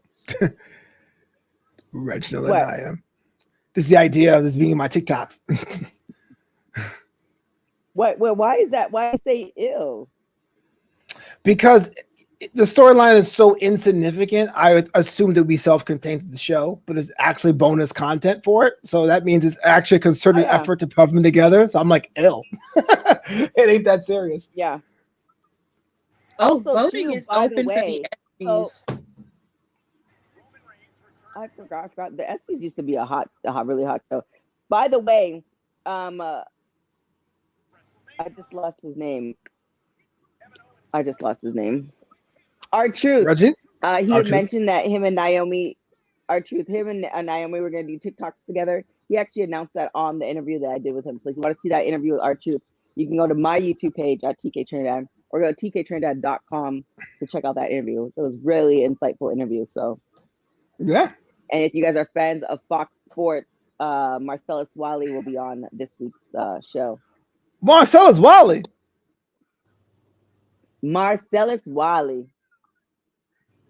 Damn. All right, so who do we have? Do you have KO or Sami Zayn?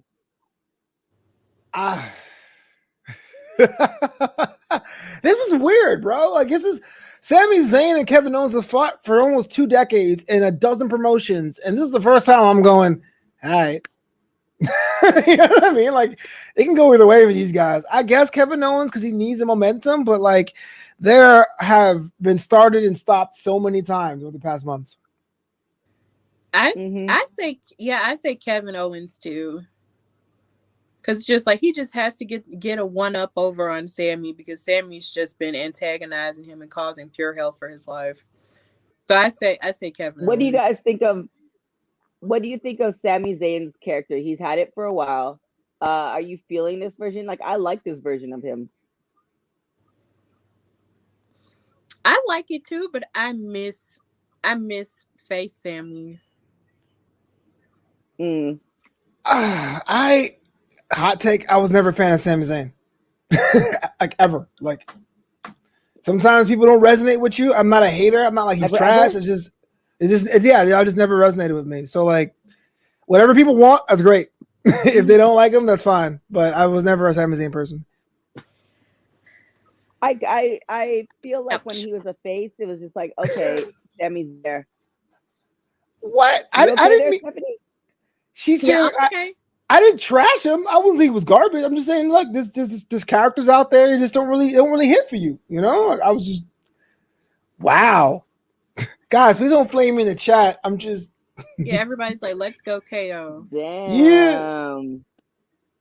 Yeah. I feel like when Sammy was a face, I didn't really care too much about him. I like obviously the documentary thing is over, but I like when he had the documentary thing. Like I like this version of him because now I actually have to put emotion to not liking him.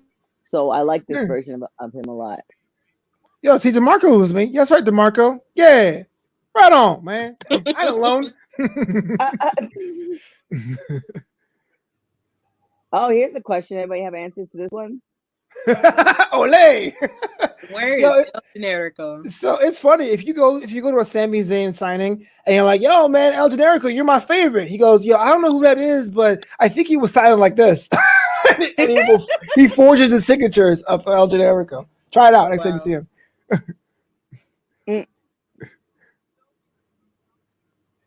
I don't hate Sammy Cosmo. I don't hate him. How do y'all hate Sammy? Yo, you mean to tell me Cosmo, I don't hate Sammy. No, yeah, Stephanie's not. I'm just saying he does not resonate to me as a character. Look, you can't tell me in all the years you watch wrestling, you either loved or cheered for every single person at all times. It's not humanly possible. You never went to a store, picked up a brand of ketchup and go, I don't want to buy Hunts this week? I agree, but it just seems like just like how you don't like my relationships in wrestling, or don't like the fact of the Simone faction. Like I feel like sometimes you're just passionate about the wrong things. Stop. See, TK, there's different reasons for that. So this is not, if you guys don't know, TK has these ideas for Samoan Dynasty faction, and I go, great idea. But then what? You can load up a faction with Samoan wrestlers. That's great, but there's no one left for them to take on. The conflict is internal, as we're seeing on SmackDown. And as far as having people together because they're married, I go, yes, for Bianca and Montez, that made sense. But I asked you specifically, what about Nikki Cross and Killian Dane? You were like, no, that's weird. And I was like, well, which one is it, TK? Yeah, but Nikki Cross, like, they need to figure out what to do. Obviously, she's not even on the show. Like, they need to figure out what to do with her. I feel like they changed her when she came to the main roster, and now she's just like floundering. Like, I don't know. She's got a win streak, 4 matches in a row. It's weird. I know, but like, are you for or against me at all, or do you not care? If she were never to be on never to be seen on WWE again, 1, would you notice that she's not around, and 2, would you care? It would take a long time for me to notice, but I think I would care, because I remember Royal Rumble in 2019 where, why is TK there? You're not Samoan. Like, what? You're not even married to a Samoan, TK. What the hell? Oh, you really put yourself there. You missed this. I did not put myself there. Shout out to Clement, our graphics guy. Because I was pushing for the dynasty, I feel like I could like manage or put the matches together. So they inserted me into this just as a putting it into the universe type thing. So just continue on, carry on. Shout out to Clement Wong, man. He's a good graphic design person. Yeah, he designed my new logo. Respect. And it's so beautiful. He is amazing. It is. The Clement W on that social medias. Yes. But yeah, I get the whole marriage thing, the Nikki Cross thing. Like she is great. I liked her a lot. I was there live for the Royal Rumble 2019, the one that was in Arizona. Like, she has an energy that it's hard to quantify. But you're right. It's all about consistency. You got to build up, have someone come out, have some wins. Hopefully that happened now with the whole Rhea Ripley thing to get people back on board with her. Yeah, so I hear you. I thought Nets were going to move on. He's at Brooklyn lost last night. I need to pick up something for my business partner, so I'll be back. So continue talking. All right. Okay. And another thing, I am not a hater. You're not a hater. You just I'm not a hater. There are just certain things that resonates with you and just doesn't, and it's okay. Yeah, it's all right. It's all right. You don't like Sami Zayn. Okay, so let me ask you a question. Is there someone that wrestles, like, has a huge fan base? You're kind of like, all right, cool, props over there, but I'm over here. I'm trying to think. Is there a person? I'm not sure. I'm not a hater, Flobo. Come on, I got you. I'm not sure if there's a person I feel that way about at the moment. There isn't anyone coming to mind right about now. Okay. Even like as a kid or teenager. What? I'm sorry. What did you say? You were kind of Even breaking. even as a kid or a teenager, was there someone that was like a star? And you're like, oh, okay, yeah, but nah.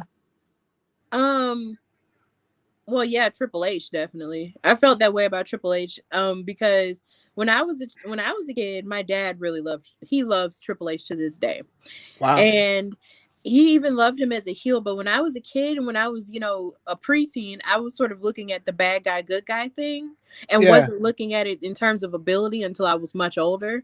So it's just I hated Triple H because he was the bad guy. And even Oh, though he was the top guy, because he was the guy with the title, a lot of the time, of course, until Batista came along and stuff, it was just sort of like, I just didn't like him because I was like, he's always the bad guy. He always cheats, and that was something I didn't like because I was always taught that's wrong. So, right. so he Breaking the was the rules. guy I kind of didn't like for a long time. I want to give a shout out to Dwayne Burke. He says, I'm going to get to work for this, but I felt the way about the Young Bucks. Yo, I feel the same way about the Young Bucks, player. The Young Bucks are one of the greatest tag teams in the world, but like when they come out and they do this, or they say, now I'm doing a super kick, and then hit a super kick, or call one of their moves a Melter driver, I'm like, bro, stop being a mark for yourself. I'll buy your t-shirt. Just put your head down and wrestle. That's right. I said it. Yeah, that's kind of something to me. That's something that me and my boyfriend talk about a lot because he watches AEW a little bit. Well, he watches it more than I do because I feel like the more I watch wrestling to talk about on my podcast, the less I'll have time to do other things. So he watches AEW and he's actually been following the Young Bucks since before AEW existed, and he feels like who they were, in the indies before AEW existed, who they are now are two totally different Young Bucks. Just like this Kenny Omega is way different than the Kenny Omega in the past. And he just feels like everything that they're doing is just sort of towards a specific type of wrestling fan. And he feels like it just doesn't do anything. It doesn't do any favors for the sport as a whole because they try to cater to the smarty pants fan. And it's just like, it just irritates him. And to hear about it constantly, it sort of irritates me too. I agree with it. I agree 100%. 100%. See, I get mad because he has all of these hot takes, but he's an introvert, so he won't talk. You gonna see like cards fly in? I got a text from an anonymous boyfriend general manager. Young Bucks are trash. Back to you guys. Exactly. He has all these great opinions, but he just won't talk. He won't be on a platform to save his life. He was on one episode of my podcast. He will not be back. He's an introvert. He's just like, nah, bro, no. No, I'm good. You done with that? Did it one time.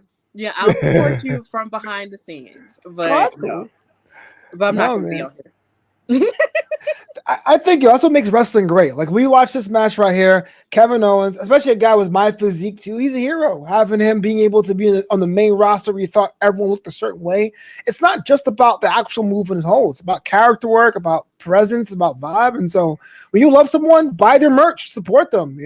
Cash out your boy Flobito. And if you're not feeling them, just don't rain on someone else's parade and keep it moving. But you be good. Yeah. That's right. There's also nothing wrong to have Yo, you know what? It's good cocoa butter. I can't lie. It's good cocoa butter. I'll do it with my shirt on, TK. Enter in. It's good cocoa butter and products. You should send me the your picture of when you were heavier. Flobito's stunting on them now. Not that a little bit. Flobito, how much did you weigh? What was your maximum weight? 375. Oh wow! Yeah, I used to weigh 375. 75. Yeah, and then I lost the weight on the Subway diet, and then learned how to cook for myself. And so, okay, yeah. Let's see. You know what it be. But yeah, I was a big kid, and then I had a lot of the acne or whatever. But I make sure I exfoliate into the little layer of cocoa butter. It nourishes the pores. You know what I'm saying? To recycle, and that's why I look as young as I am. Got a birthday on Friday. People think I'm still 27, so it's all good. You know what I'm saying? Thanks, Henry. You're not turning 27? There it is. You better stop. Thanks, Henry. Wait, you say you are turning 27 or you're not? No, I'm not turning 27. I'm actually turning older than that. That's I had to count for a second. I was like, I'm not as old as TK. So if TK is what? TK what 39? You're 39, 40? You probably 39. 41? 42. She better not be in her 40s. She looks Yo, younger. I mean, you're frozen now, so I don't know. she frozen the fence. Very much so. I am incredibly offended. Why would you say such a thing? Why would I say what? You look over 40, 39, 38. 38? Wow. Continue, Flobito. This is Flobito's last time on the show, by the way. I didn't say you was old. You see, that's a problem with y'all. Y'all As take somebody numbers who to gets y'all carded, take you numbers. think that I'm 40-something years old? Jesus. I need to go to the gym even more. more. Something years old. I got carded too. It's all good. It was just a number, man. It's all right. It's all right. Coconut oil works too. I'm 27. Respect. I am turning a healthy 36 on Friday. And respect. Hey. You look like you're 45. That's respect. Oh, that's cool. Yo, you know what? I'm glad. Because I had this face when I was 18. I look old. I'm catching up in years to my actual face. That's Benjamin Button style.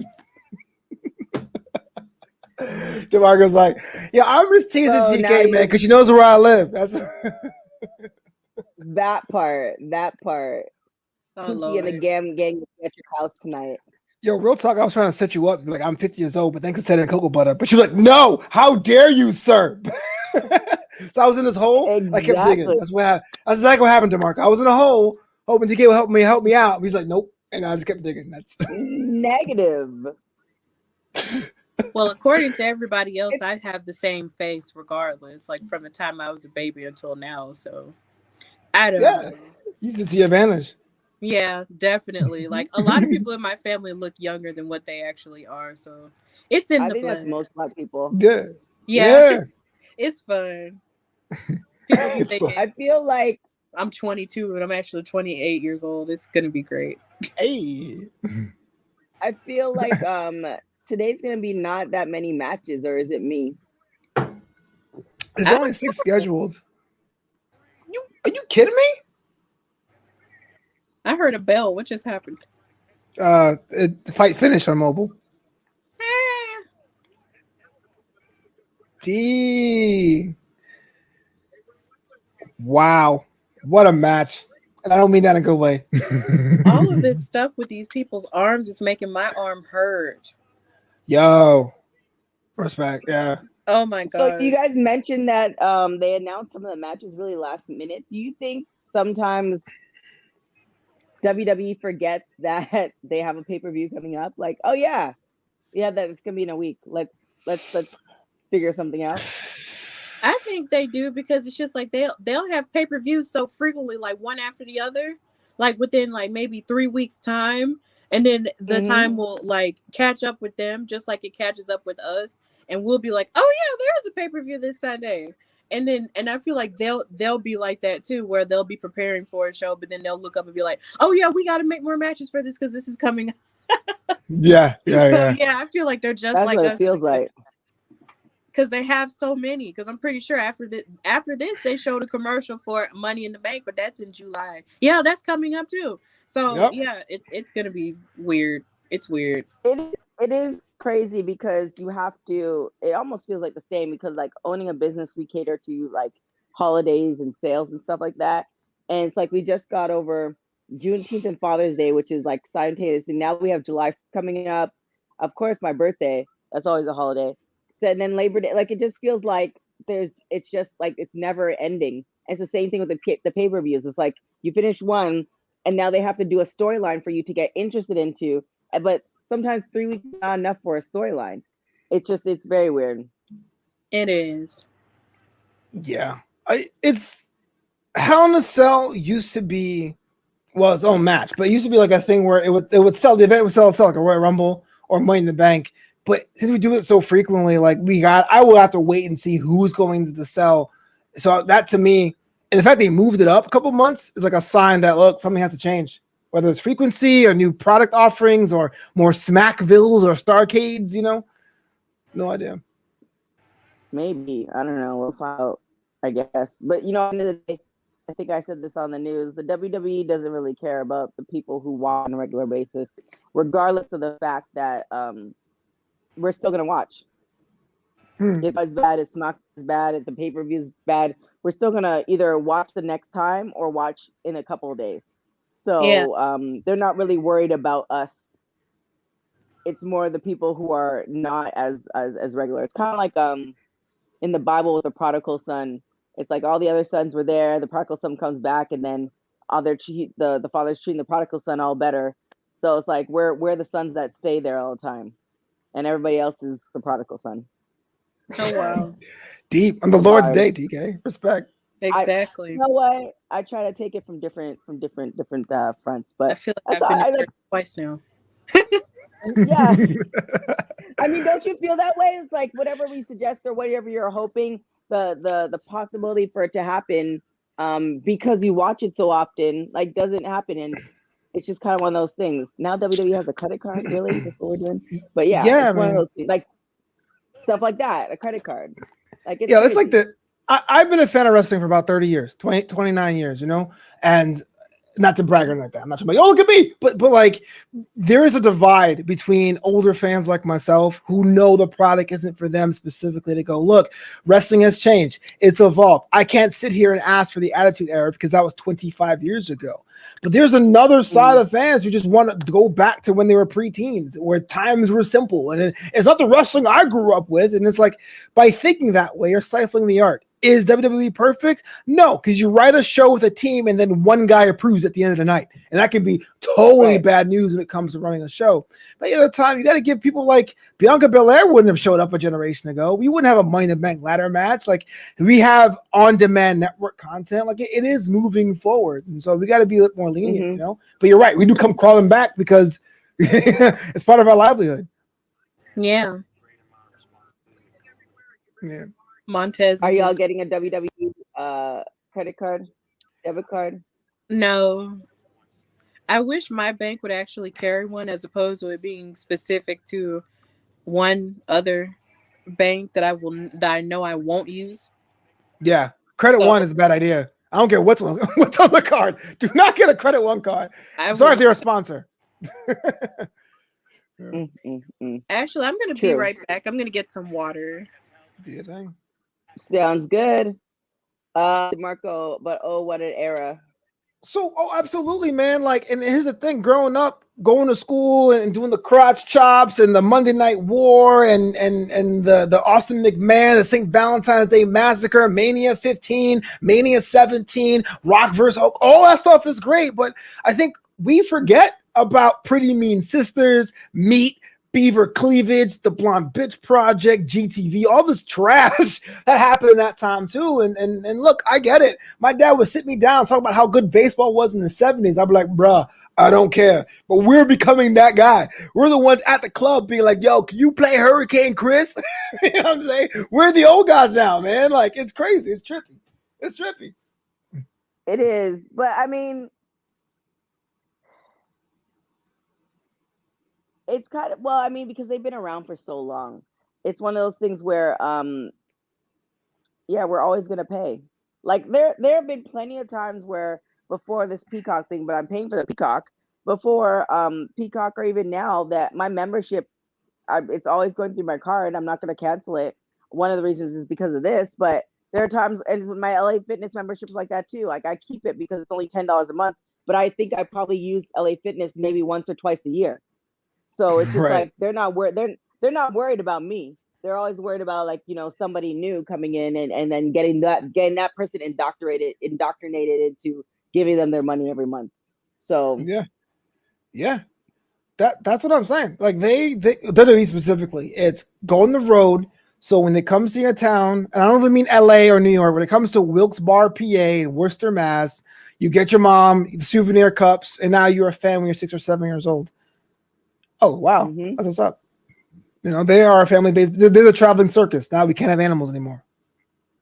Yeah. All right. So it looks like we're having Roman Reigns up next. No, this is the match that was on Friday. So this is supposed to be booked for today, and they moved it to Friday Night SmackDown. Oh. Yeah. That's weird. Yeah, maybe. I think there was a bit of a conflict there of deciding which title was going to headline the show. And I think they wanted to put the WWE title in the Reigns camp, the SmackDown camp, opted for Raw for Fox this week.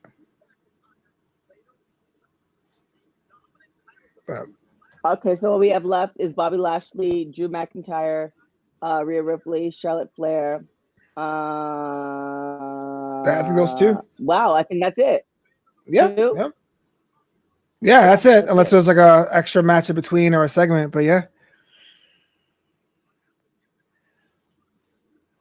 So, thoughts about Rhea Ripley, the main roster? What do you think? I actually talked about this on the news, and folks, let me know what you feel in the chat, and as you as well, Flobito. So we have Rhea Ripley. She came from and you cover NXT UK, so you're very familiar. So we had Rhea Ripley's progression. She was on Mae Young. I believe she did NXT for a hot second. Then she was at NXT UK. Then she came back to NXT, and now she's on the main roster. A pretty smooth transition, and as we've said in the past, or as I've said in the past, NXT is developing so much as a brand. It's not necessarily something that you will.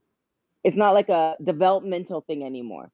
So now we have Rhea Ripley doing the thing, and then we have Piper just showing up, no name, as if NXT doesn't exist, like it's the redhead stepchild. That was annoying.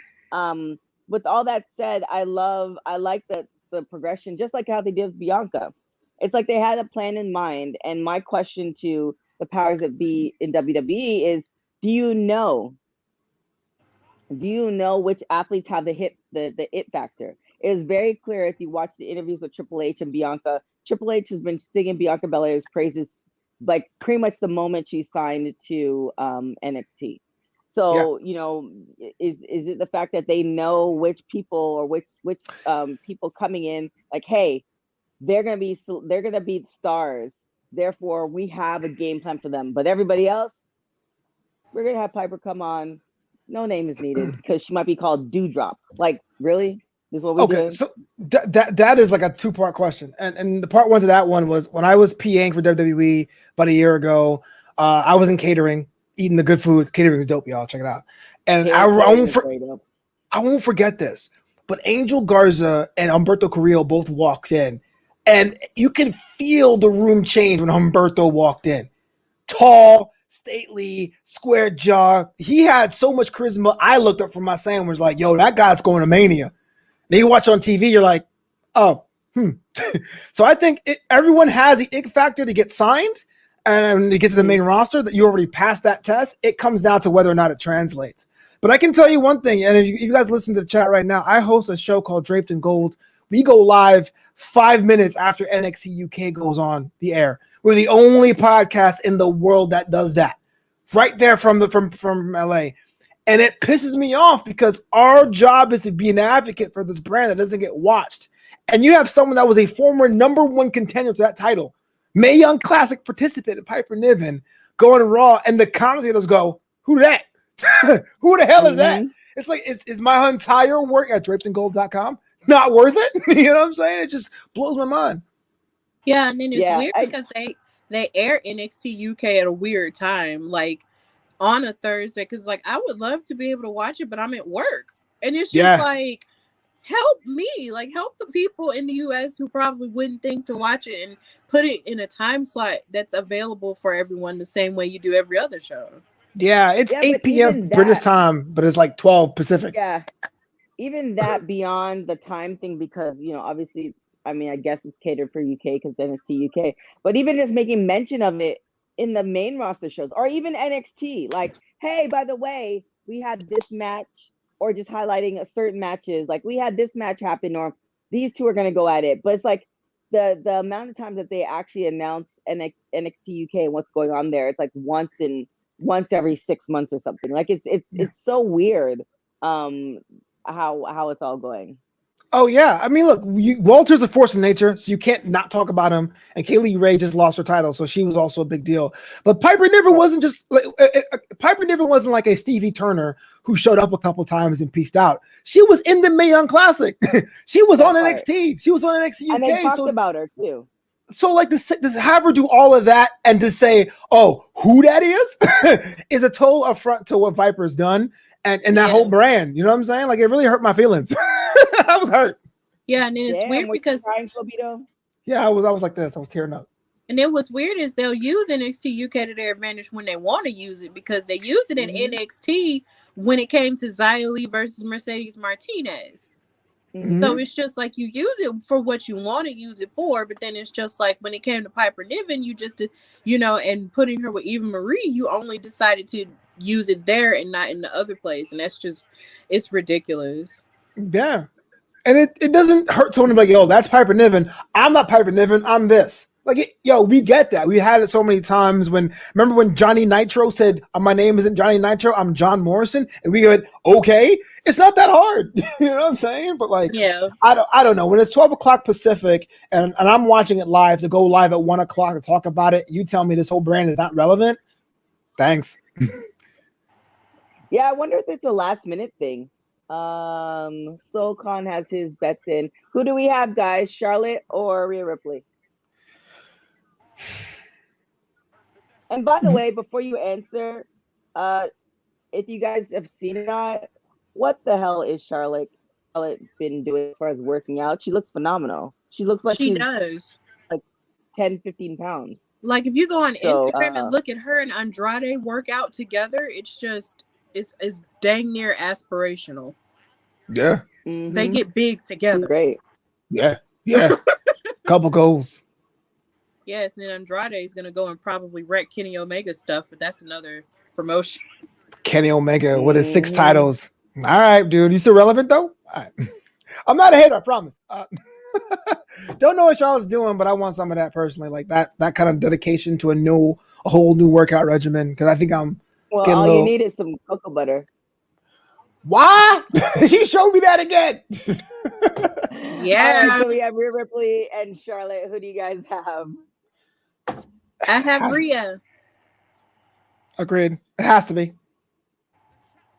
Yeah, I feel like kudos to Charlotte for doing so much and remaining relevant or allowing or WWE making her relevant, but definitely for Rhea. Rhea look like she ready for. And I like her look, what she's transitioning to. Like, kudos to her, Rhea Ripley. Yes.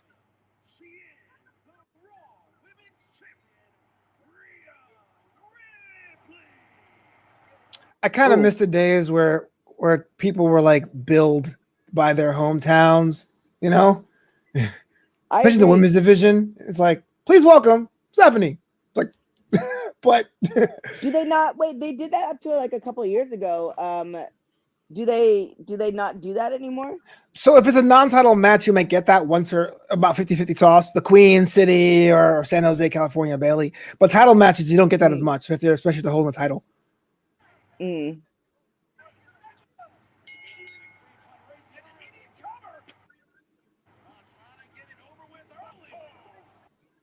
But I know if I worked for WWE, you'd have to say I'm from Birmingham, Alabama, though. Yeah, you have to say that. Like I'll make you say that every day, every week, every night. You would make WWE say it every. Yes, I would, TK. This is what Bully Ray said on his podcast, which is weird because I don't even like the guy himself or his podcast as much. But Busted Open Radio, he was like, "Yeah, when you negotiate, you can do character tags and say, look, I don't want to do storylines involving murder, or if you build me, I want to be built from this city." But like, truthfully, if that was me, I'd be like, whatever. I'll just sign everything. Let me in. I would sell out so fast. Oh gosh.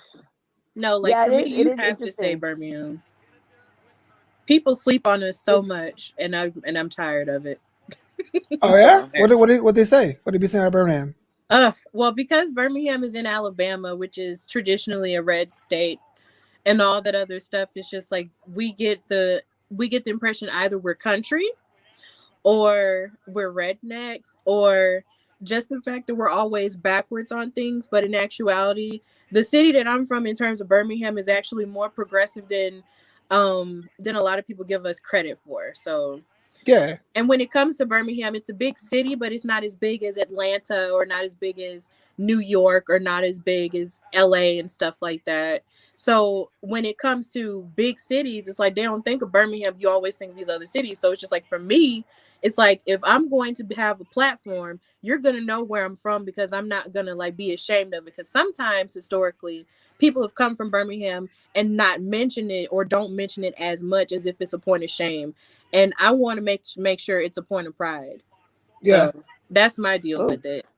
Oh, well, on my okay. podcast, I always say make your hometown proud. So I respect the hell out of that. Mm-hmm. I have a bit of an opposite problem. I'm from Brooklyn, which is very, very famous, but like not the Brooklyn I'm from. Like no one claims my neighborhood at all. So What's your neighborhood? yeah. Flatlands. Oh, People you're usually right. confuse it with Nobody does claim Flatbush. that. Yeah, no one claims it. Yeah. Yeah, nobody claims it. All Are you right, really from TK. Flatlands, Flobito? We're not sure. I'm Don't from know. Flatlands. Yeah, no one. Yeah, like because it's the thing about Flatlands. If I'm getting to off the whole subject of the match here, it's surrounded by like Canarsie, Flatbush, Marine Park, like a lot more notable neighborhoods. Mm-hmm. But no one Yeah, ever I'm claims familiar the with city as Canarsie. those. Yeah, so. But. Yo, if Charlotte wins though, is that a bad thing? I'm kind of. I feel like you know how Seth is kind of like, I don't know if there's a official name for him, but he's like mid upper card. Yeah, Like upper mid he's card. doing well. Yeah, he's doing well, but he's not, carrying the brand. And it feels like Charlotte, no matter what, she's not okay with that. Like the moments, because there has been times where she's the upper mid card, but like that only lasts so long, and I don't know if that's her call. Like, yo, if I'm gonna do this, y'all need to put me where I deserve. Like I deserve it, or is that more of a WWE call, meaning like we have Charlotte now, so let's make sure she going to the top. So that's I'm kind of tired. I'm kind of tired of, like, we get it. Charlotte's great. We know she probably has another 5, 6, 7 belts in her. But there's so many women on the roster on all 4 brands that we could take advantage of. But yeah, I don't think WWE really cares what I think. I understand that. But and again, just to make conversation here, but isn't that like the curse of the GOAT? Like no one ever says, "Yo, LeBron, we know you good. Just ride the bench for a bit. Give other guys a chance." You know what I'm saying? Or do you put LeBron out every night? Yeah, but I feel it is LeBron's. What are you gonna say, Steph? I was gonna say I feel torn because it's like we were talking about Charlotte's character earlier. It's like I feel like with the way her character is going, like it's almost like if she didn't win, it would be almost like what it would be for nothing. But then at the same time, I'm torn because I don't want her to win yet another title off of Rhea because that's happened before, and I want Right. Rhea to be like a new star and for it to be a new era, because Yeah, Right. because Bianca and Rhea were the last 2 in the Royal Rumble for a reason. right. So Mm-hmm. I want that to actually continue to mean something as opposed to them just going along with one of the 4 horsewomen in terms of Charlotte. As good as she is. But So this match ends clean. You think? No disqualification, no interference. I I feel don't like where know. Charlotte is right now, it probably won't. But going back to what you're saying as far as LeBron's been in the game for such a long time, and I think he said this on his barbershop thing on HBO. Whereas like where he plays is very strategic, based off of who the team is, based on how many minutes he's no longer playing those full games because his body is not going to allow him to do that. And what the thing that he's most needed for is if you're vying for a championship or you're getting to the championship. But if there's a difference between minutes, that's what they're going to do. And I feel like with Charlotte, if there weren't that many women on the roster or they're still waiting for certain women to develop, then I get where we'd push Charlotte. But we have so Right. many women on the roster and we have women that you can develop, Right. but you're deciding not to for whatever reasons. We don't know what's going backstage. It's frustrating because it's like you can give people a time to shine. And I think there was another show. We have another episode where we're talking about top Canadians that's going to be airing in 3 days. But we noted that the longevity of especially a women's wrestler's career, you can go until your mid 40s.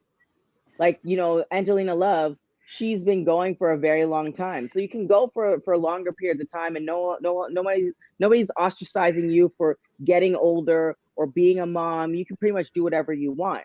So it's like, we know if Charlotte wants to stay there, she can wrestle as long as she wants to. So Right. give other women a chance. I'm agreeing with you. I'm only disagreeing with you for the sake of conversation. I agree with you. Like, people know, not hating, not on TK. Hating, but like, hating all of it. totally. But like, I remember Charlotte was on an interview that I was on. I interviewed Charlotte. Holla, fair flex. But she was saying her last 3 title runs wasn't even like her stories. Like, she got the title to be someone to defeat, whether it was Io Shirai getting the belt off of her or something like that. I mean, maybe she's more like a Triple H, where in that era where you needed someone to take down, especially on Raw, where Raw has women, but they don't really have the characters that make you go, I'm tuning in, like Bianca or a Bailey or even a Carmella. But whose fault is that? It's WWE's fault, but I think, is it their fault though for saying let's use Charlotte as a new bridge to a new era of stars in this instance? Or because we've seen so much of it, look, that doesn't even work. Just throw out the trash and start from scratch. Well, here's the thing: as a host, when you're announcing somebody to be on the show, you usually go to the Wikipedia or wherever you find your information, and it lists the amount of times they had a title or whatever. All you see is the number. You're not going to reference the time that she had this title because it was a transition for somebody else. You're not going to reference any of that. At the end of the day, you're going to say the number. And the number that she has now is very high compared to a lot of people on the roster. So yeah, in the midst of where we are in the present, okay, I get it. It makes sense. You want a legitimate title and stuff. But as far as legacy, we already know she's going to be in the Hall of Fame. We already know that she's cemented as far as who she is. You're not going to think about all those things. So yes, it's nice that she's sometimes a transition, but there's going to be, like, essentially with her being the transition, she's taking opportunities away from women who might never get that chance to have that moment in time where they could have had the belt or even made for the run. It's not going to happen. So for instance, Naomi, like I love Naomi. Y'all know, if you guys follow me on different platforms, I rock with Naomi, but I don't think she's ever going to get the belt again. So it's just kind of like one of those things but would she have gotten the belt at one period of time if Charlotte wasn't back, or if they didn't highlight somebody else and they actually, built a good story for her, or they collaborated on a story from her? We're never going to know. And I do hope she does get a belt, but I just, based off of how everything is going, I just don't think it's going to happen. So that's that's how I kind of feel about that. Sweet. What? This is a dope match happening. It is. Right. Yeah. I hope I'm wrong too. I really do. I really hope I'm wrong. Too. But wishing and seeing what's happening is two different things. Look, my problem with Naomi, that JTK always says I'm a hater for, but I'm not, was that if you look at all the characters now, is that we don't really know what feeling the glow means anymore. Once you have a whole new interpretation for Naomi, the sky's the limit. She could, I don't think she could turn heel because she's a sweetheart. She won't turn heel, but you can make her a different version of Naomi. You can go like the more realistic based characters. That's all she's missing. Yeah, that's all she's missing is just the character. We saw, like, nobody ever thought that Bayley could be doing what she's doing now. Yeah, but she is. So I'm on the same boat as you. Like, I feel like she either needs an opportunity or she's deciding not to. She doesn't want to pull that trigger because it is scary. Like, imagine you're Flobito, and then tomorrow they're like, you know what? You're gonna be Don Juan. Like, it's gonna flop, but I'll try. I got you. No, I got you. Like, but Bayley had it's very scary. Bayley had the luxury of having no fans, so they were going to give her the time anyway because there was no way to be like, oh, they don't like you. Naomi doesn't have that, but I'm just like, we felt the glow for 7 years, and when it becomes something we see and taken off, and it comes back the same, we take it off, it's like, oh, okay, it's Naomi. Like, as much as I don't like everything he does, when Jericho came back, it was a different Jericho every time. It was like, oh, okay, he's doing this, he's doing this, whatever. But I just think that now when he needs like a new version, like a new update, if you will. Yeah. But how can you necessarily update that though? I think just drop the Feel the Glow stuff. Like, I mean, I just a whole new do something character. different. Even if your moves stay the same, which I disagree, you should have at least a new move in there. Just the whole thing is you saying you're amazing. I'm amazing. You get to the ring, and then you go, okay, now it's time for the match. It's like, huh? And I'm going to compare it to, this is going to be a weird comparison because it's the opposite. Karrion Kross on NXT, right? Karrion Kross has the dope entrance with the fall and pray, the smoke machine. Sometimes he comes out supernatural. Sometimes he's wearing a biker jacket. He wore a suit tie on Tuesday night. You're like, bro, what are you? I don't know what to root for, to cheer against, you know? I don't know, man. I want Naomi to win. I really do. Do. Yeah, I agree. Naomi does deserve better, but yeah, she has to. Well, if you remember, the whole Feel the Glow gimmick, she worked on that. She pushed for that, and Yeah. we had Jimmy Uso on at one time, and this is right after they went over to the Uso Penitentiary, and he was talking about that. He was like, what they were, I forgot what their characters were before that, but they said they were doing that for like 10 plus years, and he's like, we needed to change it up. So maybe that's what, and he said if they didn't change it up, then nobody would be for them anymore. And if somebody's not for you, then it's very easy to be fired. No matter who your dad is and no matter the legacy. So I feel like maybe she's getting to that point, and maybe she is giving them ideas and they're shooting it down. Like, again, we don't know. True. But I think that's also the job of the writer and the producer. Like, for somebody who's been there for that long, then at least sit and collaborate on something. Like, I think the Lana thing was all like thrown together. So I don't know. Yeah, I hope she does get the belt, but it's never going to be on the level of Charlotte. Oh man, I remember the Usos when they first came out in sweater vests, and they came back with the face paint, and they came back with the the kids loved it, but it was like, all right.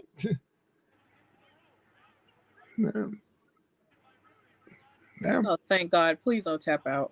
Thank you, Jesus. Oh, can you put that comment by Dwayne on the thing real quick? So he says, like, could you say the same thing about Kofi before Kofi Mania? Kofi was doing anything new, especially had a great match as usual. So yeah, I actually agree with this. After the Randy Orton thing, it was kind of like 2009. I was like, oh, what's Kofi doing? And then it was a New Day, but the New Day itself was a fresh idea.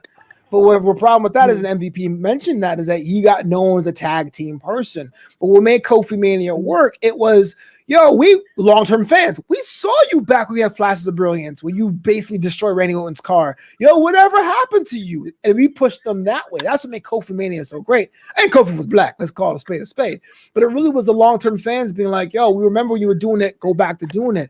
The thing about Naomi is that the Glow got her to the mountaintop, twice? 2 times SmackDown Women's Champion? Right? I think. Yeah. But like, whereas Kofi was in pay-per-views and matches every 2 or 3 weeks, Naomi will be off TV for her own different reasons, not knocking her for that. But that's what kills you. It's not so many wins and losses. It's intermittent you showing up, Yeah, but is that because we don't know she's in the in catering. And the thing with Kofi Mania is that so many people do bring it up. The thing with Kofi Mania, that happened not because of WWE's plan to push them like how they did with Big E. That was because due to circumstances. So at the end of the day, it wasn't WWE's idea like, all right, Kofi, the fans are speaking and we're going to make it happen. It was really just based off of circumstances off of Mustafa Ali. So at the end of the day, like, I love when Kofi Mania happened and just seeing like Big Soul and so many wrestlers get behind him, wrestlers tearing up. I love seeing that, but that wasn't WWE's idea. That was circumstance, and okay, we're gonna go with it. Yeah, it's not a hard thing. What up, Trini boy? Yeah, it's not a hard thing. Like, you can do vignettes, you can do promos, you can retweet like whatever Naomi's doing at home. Like, I'm not saying it has to be the wrestler's complete responsibility. Their employer has to have faith in them too, but you're right. It was a bunch of circumstances that worked out for them. Charlotte getting the belt and so I don't not see Charlotte getting the belt before the end of the summer. Yeah, especially seeing how Rhea just won. Yeah. Retained her title. Potty mouth. The thing with New Day, Right. the thing with New Day is that the big difference is that they're making money.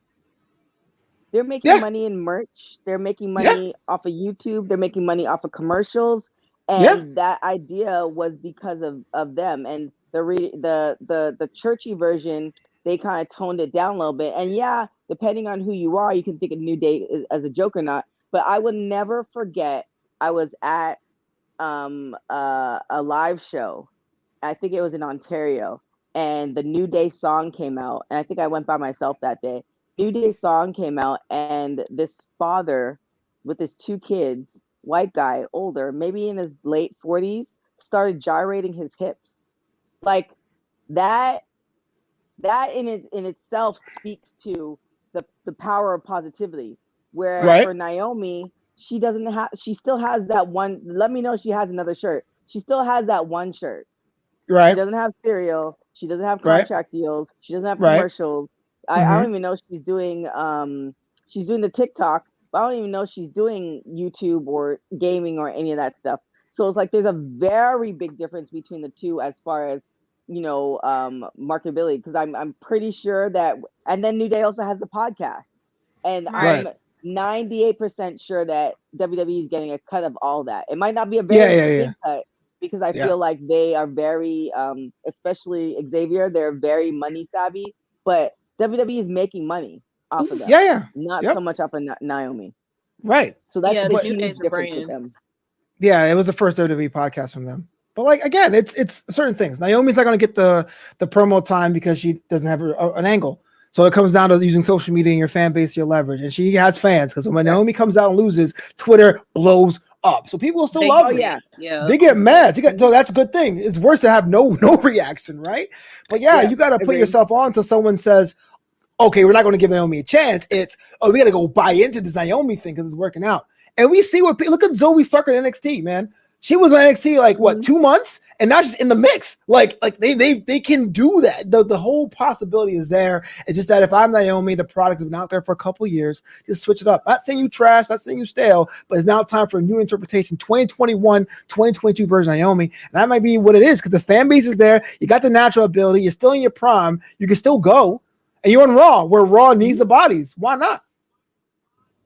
Yep, agreed. But we'll see. I mean, we can go in circles with this. We'll see. We're obviously all fans of Naomi. But yeah, I mean, I could see, I don't know. It's weird. If you wanted to be a wrestler and you are a wrestler, I think it's incredibly frustrating when you're not on TV on a regular basis. On top of that, you can't just be put on TV. There has to be a storyline. So I don't know. It's super frustrating. But the next match is up. Your boy. Bobby Lashley and Drew McIntyre. I've been a fan of Bobby since Bobby was even Bobby. Did that make sense? Like, Yes, this that makes version of perfect Bobby sense. this version of Bobby, it's almost the same as the evolution of Roman Reigns. Like, I was a fan of Roman Reigns, but I was a fan of Roman Reigns looks wise, but character wise, like, I couldn't really get behind it because they didn't give me any substance. It's the same thing with Bobby Lashley. Like, he was nice to, or he still is nice to look at, but the storylines that he had, like, the whole sister thing, the marriage with Lana, got a little bit of a pop. But this version of him with MVP, like, this is amazing, and this is what's needed. And maybe for Naomi, she needs that secondary person that's going to push her to that next level. But this version of Bobby Lashley, everything. And with That's that the one thing I said, who miss. do you guys have? I think Bobby will have to retain. I think as much as we love Drew McIntyre, his time is done for now. Move him to that Seth Rollins spot. But what I say about the women's division is, like, I would love, and it sounds like I'm not trying to be funny at all, but I would love for a manager for a woman wrestler to be treated seriously. Like, there's Robert Stone, but he's kind of a joke. You know what I'm saying? Like, there needs to, it'd be kind of cool to have an MVP and be like, yo, look, Naomi, open your mind. You want to get that money or not? Like, that's something I would pay to see. Like, yo, I will buy Raw every week to watch that. Yeah, my thing is, I feel like, I mean, they sort of hurt themselves in the sense of breaking up the Hurt Business in a sense, because I really feel like if they broke up the original members of the Hurt Business, the least that they could have done was had like a different version of a different iteration of the Hurt Business, because which is where I thought they were going for a second when MVP was sort of hooking up with T-Bar and Mace from Retribution, but then they didn't go anywhere with that. I would have preferred, like, if they did the Hurt Business again, like a revamped version, then maybe Naomi could be in that with someone else, like, or like someone else like a Ricochet or someone. Mm-hmm. So they would revamp both of their careers or whatever with that, but they just didn't, and it's frustrating. But I have Bobby for winning this because honestly, I feel like Drew should have been at the back of the line when he lost at WrestleMania, and he shouldn't have had as many chances as he's had. Damn, another hot take. Okay, all right, I like it. Yeah, I mean, obviously, definitely, I'm for Bobby, but we already know this guy is the GOAT of managing, which is Paul Heyman. I feel like, and you know, the Paul Heyman Roman Reigns thing is not going away for a while, but if Paul Heyman could be the manager for Naomi, I want to see what he would do with that. Like, if Well, you maybe. could do that, Mm-hmm. Maybe they'll do something with that that once the draft takes place. maybe. I feel like if you could do something where it's obviously very frustrating, more on Naomi's part, I don't know how WWE feels, that you have somebody with talent, you have somebody who has made it to the top and she's floundering. If Paul Heyman could say, look, I got you, and take her to that champion, that's like 3 times the ultimate GOAT. Like, he's already a GOAT, but if he could do that, like, that's like 3 times the ultimate GOAT. 3 times to go. Yeah. 3 times the GOAT. Like, take somebody that's essentially like something like what MVP did. Like, we all know Bobby Lashley was doing okay, but this run that he's had, he wouldn't have had it without MVP. Yeah. Right. Yep. I just want to say I called it when the MVP came back and everyone was talking about Edge coming back. I was like, MVP back in the fold. The game is going to change. And he's been the sole bright spot on Raw over a year, which is like unheard of. Mm-hmm. But so definitely, yeah, kudos to him. Kudos indeed. And he follows me on Twitter. Hey. Woo! Oh. I know. Small victories. Yeah. That's a big victory. TK Trinidad follows me on Instagram and Twitter. Oh, dang. Oh, never mind. It's cool. Nice. And that happened it surprised the crap out of me because I made a post about her and Alistair. She was shaving Alistair's head. And I posted a picture of it saying, get someone who loves you enough to shave your head. And she actually liked it and followed me. And I was like, oh my God, girl, what? Oh, dang. That's cool. It was so cool. MVP and I just like talked about Sherlock on Twitter one day. Oh. He said a quote from Sherlock and I finished the other quote. He goes, I'm following you quick. It's been years. Yeah. Nice. Yeah. All right, Hell in the Cell match. So I guess we all have Bobby, it seems like. What does everybody else have in the chat? Bobby has to win this. DeMarco, as long as Heyman doesn't give Naomi the creepy ass stare. I agree. I could roll that. I agree. If Bobby loses this match, it will totally negate everything he does because the record will state that winner from Drew or winner from Miz lost it from Drew. It would be like he needs somebody else. Yeah. Who though? Who, Flobito? Who? Who? So here's the problem that Raw has, and that is they have an effort to focus on the main event scene, much like SmackDown. There's a giant hole in hours 1 and 2, so there's no one left really. You have to like basically bake everybody and reestablish why they should be a credible threat. I think Damian Priest could be a person. Yeah, as of right now, he'd be a short-term fix. But if you want Priest to be a viable threat, you got to give him a mini program between there. But yeah, Priest is another one, for sure. Do you think Priest? Do you think he's gonna get out of that? I feel like he's stuck after Bad Bunny left. It's just like, all right. Well, look how it happened though. It was like, man, Bad Bunny's here. Do we have any Puerto Ricans on our roster? Yo, Damian Priest.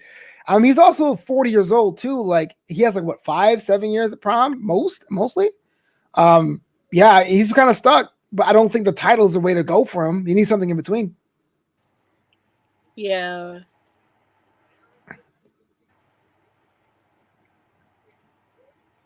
Does MVP need that cane, or is that just an additional accoutrement?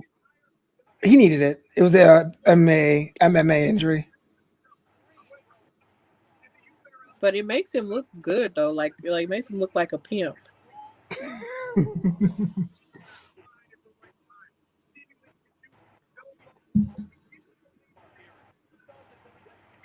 And what happened to that?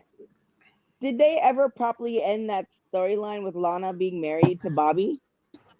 I think I felt I think that's when You want this one, AfterBuzz Steph? was in transition, maybe. They did. They ended it because it's like when Bobby started hanging out with MVP a whole lot more, Lana started getting offended by that. And Bobby was like, look, he doesn't like, he understands me more and you're just holding me back. And they broke up and got a divorce. Yeah. And so Lana randomly goes in the ring one day and she's like, I got 2 failed marriages. What else you want from me? And I'm like, this is all off camera? And then MVP called her All a thought right. at one point. It was crazy. What? Okay, I need to go listen to that back. Speaking It of was Lana, so crazy. I mean, I bet the wedding was crazy too. Do you think she's bound for AEW in the next 30 to 45 days? I don't know. I'm kind of looking Maybe. forward to it. Yeah, I'm I think kind of so. looking forward to it. I think she would be a whole different version, and she'll flourish. And I think we could appreciate her more on AEW. Unfortunately, depending. Either she goes to AEW or she retires to go into acting full time. That'd be the only option. Yeah, there's that too.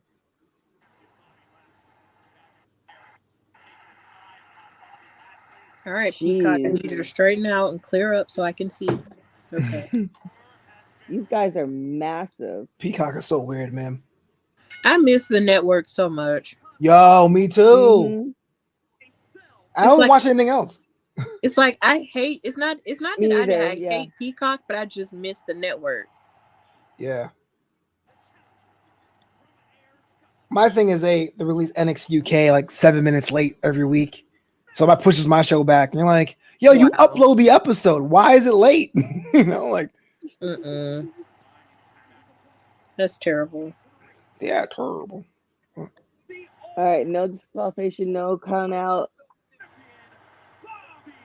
Oh, it's gonna be like a good 30-minute match. Word. All right, Bobby, come on. Oh Lord, top the cage. Yikes. I hope so. That would be fun. Did you see this one? Breaking news: there's reports that Aleister Black could be returning to.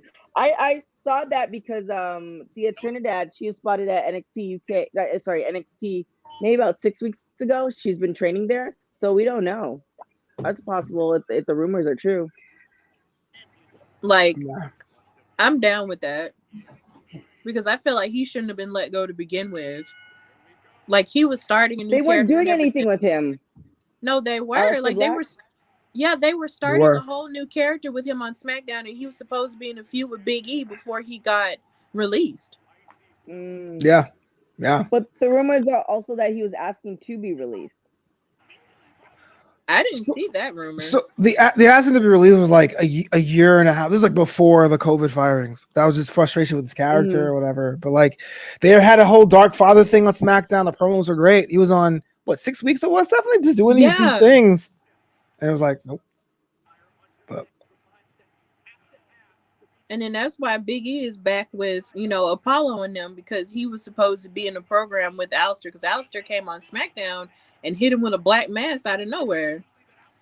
But then right after that, they released him, and now Big E is back doing the same thing that he was doing before. Dude, I know wrestling scripted, but I would not take a black mass. I would not. That or a chop from Walter. Those two. Yeah. Keith Lee. Lee. Bask in my glory. Yes, I missed that song. He's injured, right? I don't know what's wrong with him. Yeah, we don't know what's wrong with him. Wrong.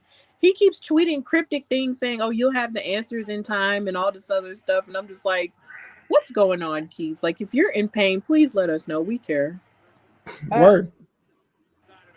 There it is. Like, we love you. It doesn't matter. We'll support you regardless. There it is. Bask in his glory. Oh, bask in his glory. Okay.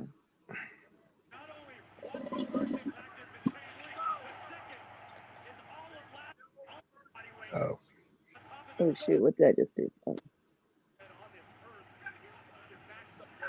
Oh yeah, let's ask these questions before we after this match is done. Who do you think has the best match, or who do you think will have the best match, or who do you think had the best match thus far? Of course. Well, it's hard to tell because one's still ongoing, but so far I liked my girl Bailey, Bianca Belair, telling a brand new story in that Hell in a Cell. Yeah, I'm for it. Like, I would say Rhea and Charlotte kind of did.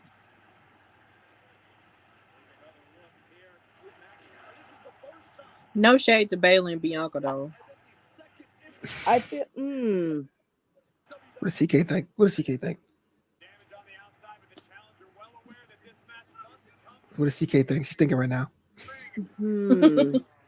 Yeah, like okay, so I see where you're coming from with that because with Charlotte and Rhea, there was a high possibility of a change in title. With Bianca and Bailey, I think we all kind of knew that wasn't going to happen at all. Like the percentage of Charlotte and Rhea, like there be a transfer of title was like 10%. But with Bailey and Bianca, we knew for sure that belt was not leaving Bianca's side at all. So maybe that's why it was more of an exciting match. I like it. Trini Boy says Seth and Cesaro. I mean, that was a good okay match. Yeah, that was pretty somebody okay. Tweeted, okay. I think somebody had tweeted. I'm gonna get some mango slices, y'all. I think somebody had tweeted that this Hell in a Cell was gonna be pretty boring. And on a scale of 1 to 10, again, we still have this match that is ongoing before we end. What do you think of Hell in a Cell thus far?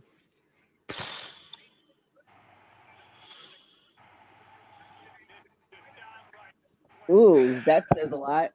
I was waiting for 7 to go. I was gonna say like a 6 and 7. Here's the deal, but I don't. The show in itself was great, and I'm glad to be hanging with you guys. But I always feel like Hell in a Cell as its own pay-per-view just does not work the same. You know, I guess this is where the old fan in me comes in, right? Because that was when you had a feud with somebody, you didn't know how to settle it. You said, "I'm going to beat you in this giant cage match," but to do it in a monthly, yearly pay-per-view, and like the most grudgiest of matches, like Sami Zayn and Kevin Owens, or even Alexa Bliss and Shayna Baszler not being in the cage, just throws me off. Like, what is the point? But hey, hang with you guys on a Sunday afternoon. I dug it. I feel like this pay-per-view was good, but it wasn't. This Hell in a Cell wasn't as good as last year's Hell in a Cell. Like, and I feel like it's not fair to compare, but at the same time, it's like last year you had Roman and Jey Uso in there with the I Quit in the Hell in a Cell, and then you also had Bailey and Sasha, and that was just really good too. So it's just like last year's Hell in a Cell was really, really good, and this one was just kind of weirdly minor. But I guess maybe I just feel awkward about it because it was in a different time of year. He gets it. I don't know. This is boring. I missed that comment. What was it? She said, "This is boring to you." Damn, your boy Bobby Lashley. You said he was your brands. I know that's a problem. It feels like I don't know. Like even last year, like so if you don't watch wrestling every week, right? They obviously do the recaps of the storyline before they have the matches. And even with the recap, like, you know, you're watching the Seth Rollins recap, I'm like, okay, like you're catching me up. I can see that I'm buying into the story. even with the recaps, it didn't have me as interested as with Roman Reigns and Jey Uso. I of course you can't recreate the family, connection, but and this is also too we're putting way too much pressure on writers because at the end of the day they can only go kind of write towards the experiences of the people around them, and then it's like almost like putting your kid out to the world and seeing how they like it. Like, Yeah. there's stuff that we're gonna love, there's stuff that we're not gonna love. It's gonna be also the mind frame that we're all in as the WWE universe, whether we like it or not, because something might hit one year and then they could show us the same thing and it doesn't hit, vice versa. So I feel like it's like a combination of stuff. But if it weren't for hanging out with you guys and you guys in the chat, I think I'd probably be really multitasking like 5 different things at this moment. Like I'll still be watching it, but it would not be something that, all right, let me get my popcorn and sit and enjoy it. Like I feel like I could just, have it in the background and do other things. Yeah. I actually agree with you. That's why I was just trying to mess around with you. I agree with you, and it's not so much about the boring nature of it all. I don't think Bobby Lashley and Drew McIntyre have the best chemistry. Like Bobby Lashley's a force of nature. After 17 years in the game, I think, got his first title. Drew McIntyre is a specimen. Kids love him. He's a Scottish Highlander warrior how to going out. But like that match where Bobby won the title against The Miz was fun. When Drew McIntyre beat Brock Lesnar, it was fun. This is like, okay, Titans can fight once, maybe twice. Well, we were the 4th match between these guys? 5? Like, yeah, I agree. But, Ow. I agree too. Is it because though? I think we touched on it. So if we give Lashley a different opponent, what would happen with Drew? Who does Drew feud with? So Drew can go back down the card, and he has that built-in thing with Sheamus, even though we saw them fight out before. But you can always get him on that kind of thing, whether he's watching ringside or interaction between them. Okay, broing it sometimes. Like you don't really have to have him in another blood feud. You can have him chill, do a comedy spot just for a couple weeks or so. Okay. Maybe so, yeah. I'm not necessarily sure who he could feud with at that point. At this point, like if he were to lose. Yeah, Jackson Riker. Oh God, he's a face. I'm just kidding. I think if we get into this is the problem with being too superhuman looking, because you want them to operate in a either like champion or going after the champion because of the way that they look. You know what I'm saying? Right. Like with KO, like he's been a champion, he's been mid-card, he's been like somewhere to the top, bottom, that type of stuff. We're okay with that because he doesn't fit into like the stereotype. But both these men fit into the stereotype. So I think subconsciously we feel like, okay, well, they have to either have the belt or be chasing the belt because that's what that's what superheroes do. Right. Yeah. But yeah, you're gonna have something lame like a mid-card heel like hitting Drew backstage and be like, used to be a champion. What happened? And Drew beats him up or whatever. Like you can always start a match for Raw, but as far as like what's going to be the long-term pay-per-view, that's a sign that we can't go, well, he can go here or there because it's not like Raw is just so depleted. Yeah. Now, do you think they should have ended the match with this or ended the pay-per-view with this match or one of the women's matches? Stephanie? I think, honestly, they should have ended it. I would say if they were going to end it with anything, they could have ended it with Roman and Ray and not had it on SmackDown. Mm-hmm. Because I feel like really Roman is the main draw. Yeah, at this moment, I think. Yeah, at this moment, he's really the main draw. So I feel like if anything, if they weren't going to end this pay-per-view with Bobby and Drew, then they could have ended it with Roman and Ray. But then if it was a women's match, They should have. I feel like they should have had maybe Rhea and Charlotte in Hell in a Cell and not Bayley and Bianca. The only way this makes sense if something happens after the match, whether it's a re-debut or a new opponent. If it's just Bobby wins or Drew wins and it's like, I'm a champ, I'd be like, yo, you're right. And I would have gone with Ray and Roman as well. So, yeah, Trinity, it's hard, man, to write 3 hours of entertainment. But at the same time, how much rope can you give someone that has not only, 40 people on a roster, but you have developmental talent.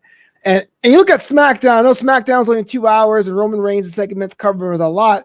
But like if we were talking about Apollo doing something that's noteworthy, Cesaro doing things that are noteworthy, there's just so many people on Raw that come out and like, yo, what's the last time he came out? Oh yeah, 2 months ago. Yeah. Oh, he's gone again.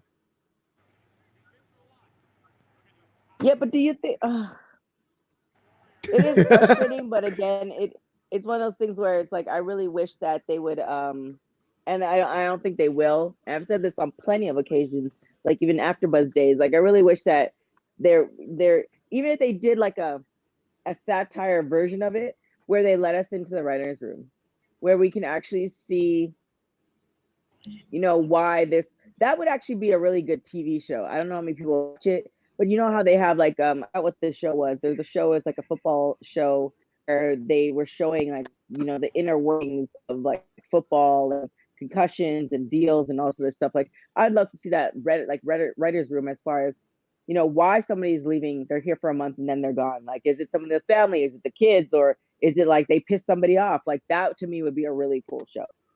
So like inside the NFL, but just inside the writer's room. Yeah. But then you have people like a Naomi or a Lana or whoever pitching ideas that are gonna get shot down. Like, like Maria Kanellis, she was on Women's Wrestling Talk and she was talking about how she had so many ideas and they shot them all down. And, then they essentially, demasculated her husband. Like it was just not cool. So I would love to see the behind the scenes to that. Yeah, but maybe they feel like they already do that because it's like I've seen them address some of that in Total Divas. Even though I know it's a reality show, but they have addressed that because I'll never forget how Sonya Deville was trying to push forward the story with her and Mandy Rose having a romance angle, and they didn't want to do it. So, and there was a time where I think Natty was trying to do a lot of things on Total Divas. Yeah, and they didn't want to do it too. So, I don't know. But it'd be interesting to see the guys too and see how because they're just pitching to Mark Carrano, right? So, I want to see who these other writers are. Maybe they don't want to be seen because then we might like only attack them in the Twitterverse. But like I want to see the other writers. I want to see what the process is because they have this pretty much four different platforms every week all year round. Like, is there a lead writer? Like, and saying, how does that all go? I wonder if Mark Carrano is even still there because I heard a rumor that he was supposedly fired after Mickie James posted her picture of her getting her stuff in the trash bag. Yeah, and the fact I heard it was the intern that did that. Yeah. Yeah. But then it was rumored that he was the one who told the intern to do it. So I mean, I don't know if he's even still there. I don't know either. DeMarco saying this is a pretty good match. It is. Yeah, it's a brutal match. And this is what they're killing each other. This should have been done right after. I hate to say WrestleMania Backlash, but you have the WrestleMania match, and if the WrestleMania match is not Hell in a Cell, the next match should have been, and that's it. Ooh. You know what I'm saying? Like, this is great, but it's almost past the point of me caring who wins, which is always a bad decision. Yeah, if it's a main event. You are correct, Stephanie. According to the boy, Mark Carrano was released. Wow. Yeah. Feels like an end of an era right there. Yeah. Yeah. But when you play stupid games, you win stupid prizes. True. Damn, Stephanie got all the hot takes today. Okay. I don't know what's wrong with me, guys. I'm really a nice person. I guess you are. Don't think you're not. I'm really a nice person. Usually people that say, You just you're have to right. tell It's the usually truth. people say I'm really a nice person. They actually like kind of kill people like at night or something. Like they do something very devious. But okay, you're really a No, nice person. That's also a I good go to point. sleep. No one ever is like, I'm really a bad person. Like, no one ever says that. Sometimes you just have to tell the I do truth how too. it is. No, but your truth is just so concise. It's beautiful. If anybody in the WWT universe wants to cut some of these hot takes out, please do. I wish oh my gosh, Australia guy that used to Dylan do our Matthews? gifts. Yeah. I need to probably send him something directly. Ooh. Oh, yikes. Oh, really? That dude flew, bruh. That dude flew. Ooh. Okay, so I think we know what's gonna happen. Where do you buy kendo sticks at? I have no idea. Stephanie? Why? Like, where do you buy them at? I just want to know because I've never seen them at the store. Imagine just like on the end cap next to the Oreos, just kendo sticks. I just never see them at the store.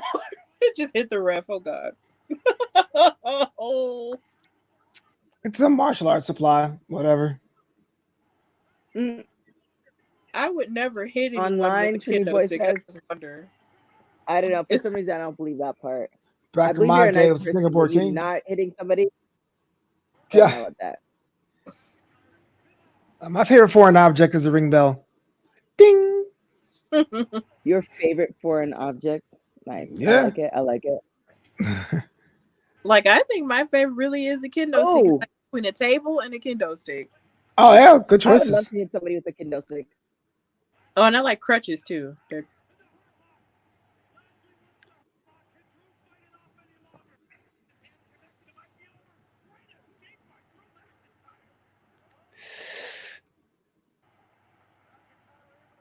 Ooh, I thought I knew what was going to happen. That clearly wasn't it.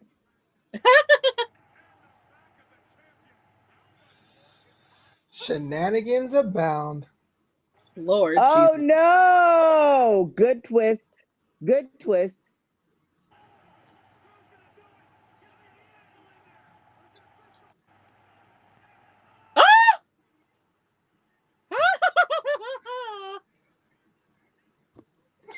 Montel Vontavious Porter.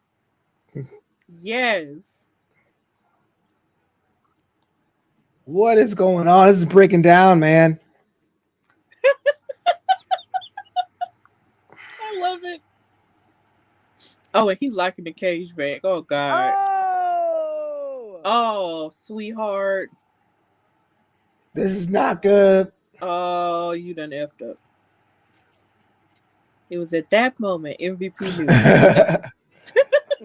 It's like, you want to join the Hurt Business? No. Where did Bobby go though? That's a great question. He's lining him up, man. Okay. Like he's not in the ring. He's not the side of the ring. Okay. He's gonna catch him. He's gonna catch him in the spear. Oh, there it is. They're not kidding you, sir. This is getting crazy now. Oh.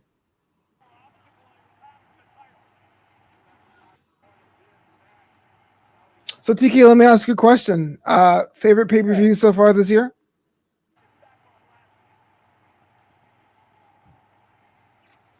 I have a feeling, so this is going to answer your question, but not really.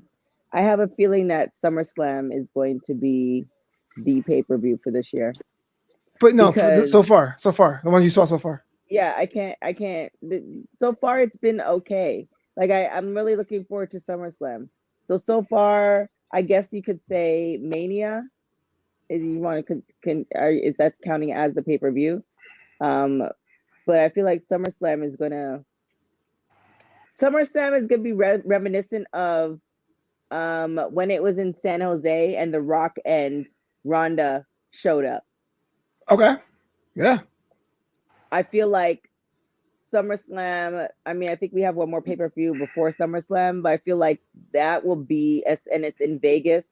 I think that people, I mean, hopefully, knock on wood, the pandemic doesn't, take us all out or, resurge or anything like that. I think with the energy and the storylines, I think that's going to be the pay-per-view for the year. I hope so. That'd be dope. As a SummerSlam guy myself. DeMarco says, Yeah. Mania Bad Bunny, night baby. one. Yeah, that was my favorite too.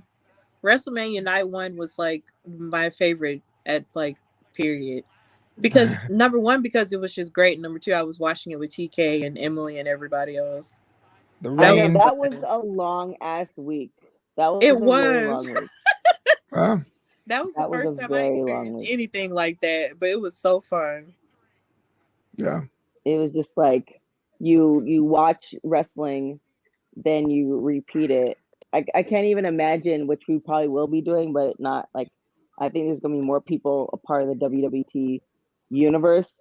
But like, I can't imagine people doing watch alongs and then going and do a panel. Like, I'm on show number, I don't know, 4 or 5 today, and I'm like exhausted. I couldn't imagine people doing this, like, and then have so many nights. I think they're going back to the one night, so we're good. But yeah, next year is one night. Yeah. WrestleMania, all that jazz. Yes. And I don't know how people go there and watch it for so many hours. Oh, you paid those money for those tickets. Yo, we want to enjoy it. Like, yeah, I think you really just have to love it, love it, love it. Yeah. No, I mean that goes for all sports for me. I no. I know. So let me ask you a question, 20 boy. Yo, I actually like it, man. I am a SummerSlam guy. When I was a kid, that was the last pay-per-view you watched before school came back on. So you went to your buddy's house and you just watched it, and being able to stay late overnight that Monday as well and watch the Raw afterwards. So anything that makes SummerSlam a bigger show on a bigger platform, I think of the big four, it gets like ignored the most. Even more than Survivor Series, which I think Survivor Series is kind of overrated. It's fine by me. Give it the Vegas night, the big fight feel. I'm all about it. Oh, were you? Dang. Hey, you're so Flex. lucky. You might know Flex. this. You might know this. At one point, maybe this 3 years ago, there was a guy that was in stands with almost every show that had a Trinity flag. You would see him every time. And he was in almost every show, every Raw show. It was crazy. And I tried to ask, because I knew somebody who was working behind the scenes at WWE at the time. And I was like, did you notice that? He's like, yeah, I have no idea who he is. So yeah. But just it's kind of like green shirt guy. Did I lose my voice? Are you talking to me, Cosmo? Maybe. Or just in general? I know of that guy. Yeah, he was it was like an Indian guy. He's very noticeable. I think if you're talking to me, Cosmo, then yes, my voice is probably going to be gone by the end of today, because I was talking over music for 8 hours yesterday and then talking all day today. So it's going to be a situation. Yeah, it sounds like you need some tea and honey. Get those lozenges out there. There it is. I should get lozenges. I'm really just looking forward to sleep. Oh, yeah, that too. Very true, Bosa. But did we expect anything else? Anytime where you have MVP or, for lack of a better term, a sidekick, there has to be some shenanigans. Right. Yeah. At least MVP is dedicated. See, case in point. Wouldn't you be dedicated? And to tie it all together, that's what Naomi needs. She needs somebody who's just as dedicated as MVP and or Paul Heyman. Well, they need to hire like you by any hire means me. necessary. Dude, I wonder if they can promote. this match and say it's going to end. Why do you Oh, will you think stop? I'm in this picture? Why do you think I'm in this picture? I will do dirty so Naomi would get a belt. I'm just putting it out there. I'm putting it out in the universe. What's trippy is that you look more at home in that picture than Naomi does. Everyone's in black except for Naomi in the corner. Right. She's in the family. Hilarious. Hilarious. But yeah, man, why not? Managed by TK. Yes. Yeah, I would do Cosmo some Bobby dirty stuff to won. get it. Hey, can we give MVP some love on the drip too? Like he's looking he good be as dressing well. too. Like he a deacon at church, yo. Whew. Right. Like I feel like, and I think this can go to women too. Men in suits, men in uniforms, and I just discovered men who know how to roller skate and dance are very sexy. I'm just putting it out there. That's my hot take for today. Roller skate. For me, it's men with beards and men with chest hair. And beards work. Oh, take out the chest hair. I'll do the beards. Okay, what else? Yeah. And what about you, Flobo? Men in jeans. I don't know what men are hot. I don't know. Well, what about you with women? I wish I had a vibe, but I don't. I don't. I like the athleisure look. Men in speedos, men in speedos, man, men in beards. You know, I mean, you know, I like a nice pair of pedal pushers on a lady. You know, some wedge heels. Why not? Yeah. Okay. I like it. So that marks the end of Hell in the Cell, folks. Thank you guys so much for watching. So let's do. I mean, we did kind of cover it during the middle of this last match, but what do you guys think overall? Was this like I'm glad I was here, or was this like okay? What do y'all feel? Well, go ahead, Flobo. It's the best kind of filler. It was filler, but I enjoyed it. Okay. Yeah, I kind of feel the same. It was I would give it a 7 out of 10. I'll give it a 7, probably a 7.5 out of 10. There we go. Okay. I mean, I'm gonna give it. I think I might give it a 6.5. 6.5. There were some kind of like popcorn moments. Like I feel like if there's certain points in the match where I want to go and grab something to eat, which I actually did, but that was because I was hungry, not just because I wanted to get something to eat. Then that's not it can't be a 7. There are moments where like, okay, this is I respect the talent, but definitely a lot of popcorn moments in there. Yeah, I agree with Trini Boy. Trini Boy says 6.5. Yeah, that's where I'm at too. However, thank you guys so much for joining us. We will be doing more watch alongs, and like I said, this week we have our pet show that's coming out on May. We also have a panel show talking about the top 10 female Canadians dropping this week, so we're gonna have that as well. Where can everybody find you? Let's go flobito.com as the resident male on the show right now. Yeah, flobito.com is where you can book me in Southern California to be your MC, your host, your DJ, and all that stuff. And if you want to see all the shows that I'm hosting, newamsterdam.com, KNEW Amsterdam.com. And as I talked and I ranted and raved about it every week, Jack Farmer and I break down NXT UK and NXT Action on drapedingold.com. Boom. Miss Stephanie Hardy. Well, you can find me on Instagram at Hardy Wrestling Podcast. You can find me on Twitter at Hardy Wrestle Pod. And you can listen to my show. I have a new episode starting season 3 featuring TK Trinidad. The episode is called Freedom and Truth. And I also have the debut of my new theme song, which was performed by Josiah Williams, aka Wrestling Flow.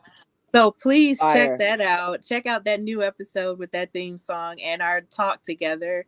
And listen to me everywhere on iHeartRadio, Spotify, YouTube, basically everywhere you get your podcast. Listen to me. Catch the vibe. There it is. Bosa also says 6.57. I agree. So thank you guys so much. Make sure that you check out our website, www.talkpod.com. Follow us on all social media platforms, WW Talk Pod. You can follow me on everything at TK Trinidad. Like I said, we have a couple, well, we as meaning me. So I have Marcella Swally on Monday.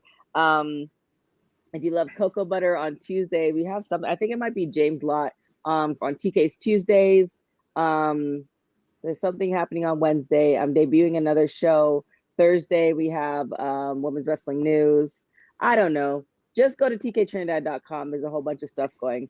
Other than that, thank you guys so much. Till next time. Ciao, guys. Women's Wrestling Talk, the #1 women's wrestling show on the planet.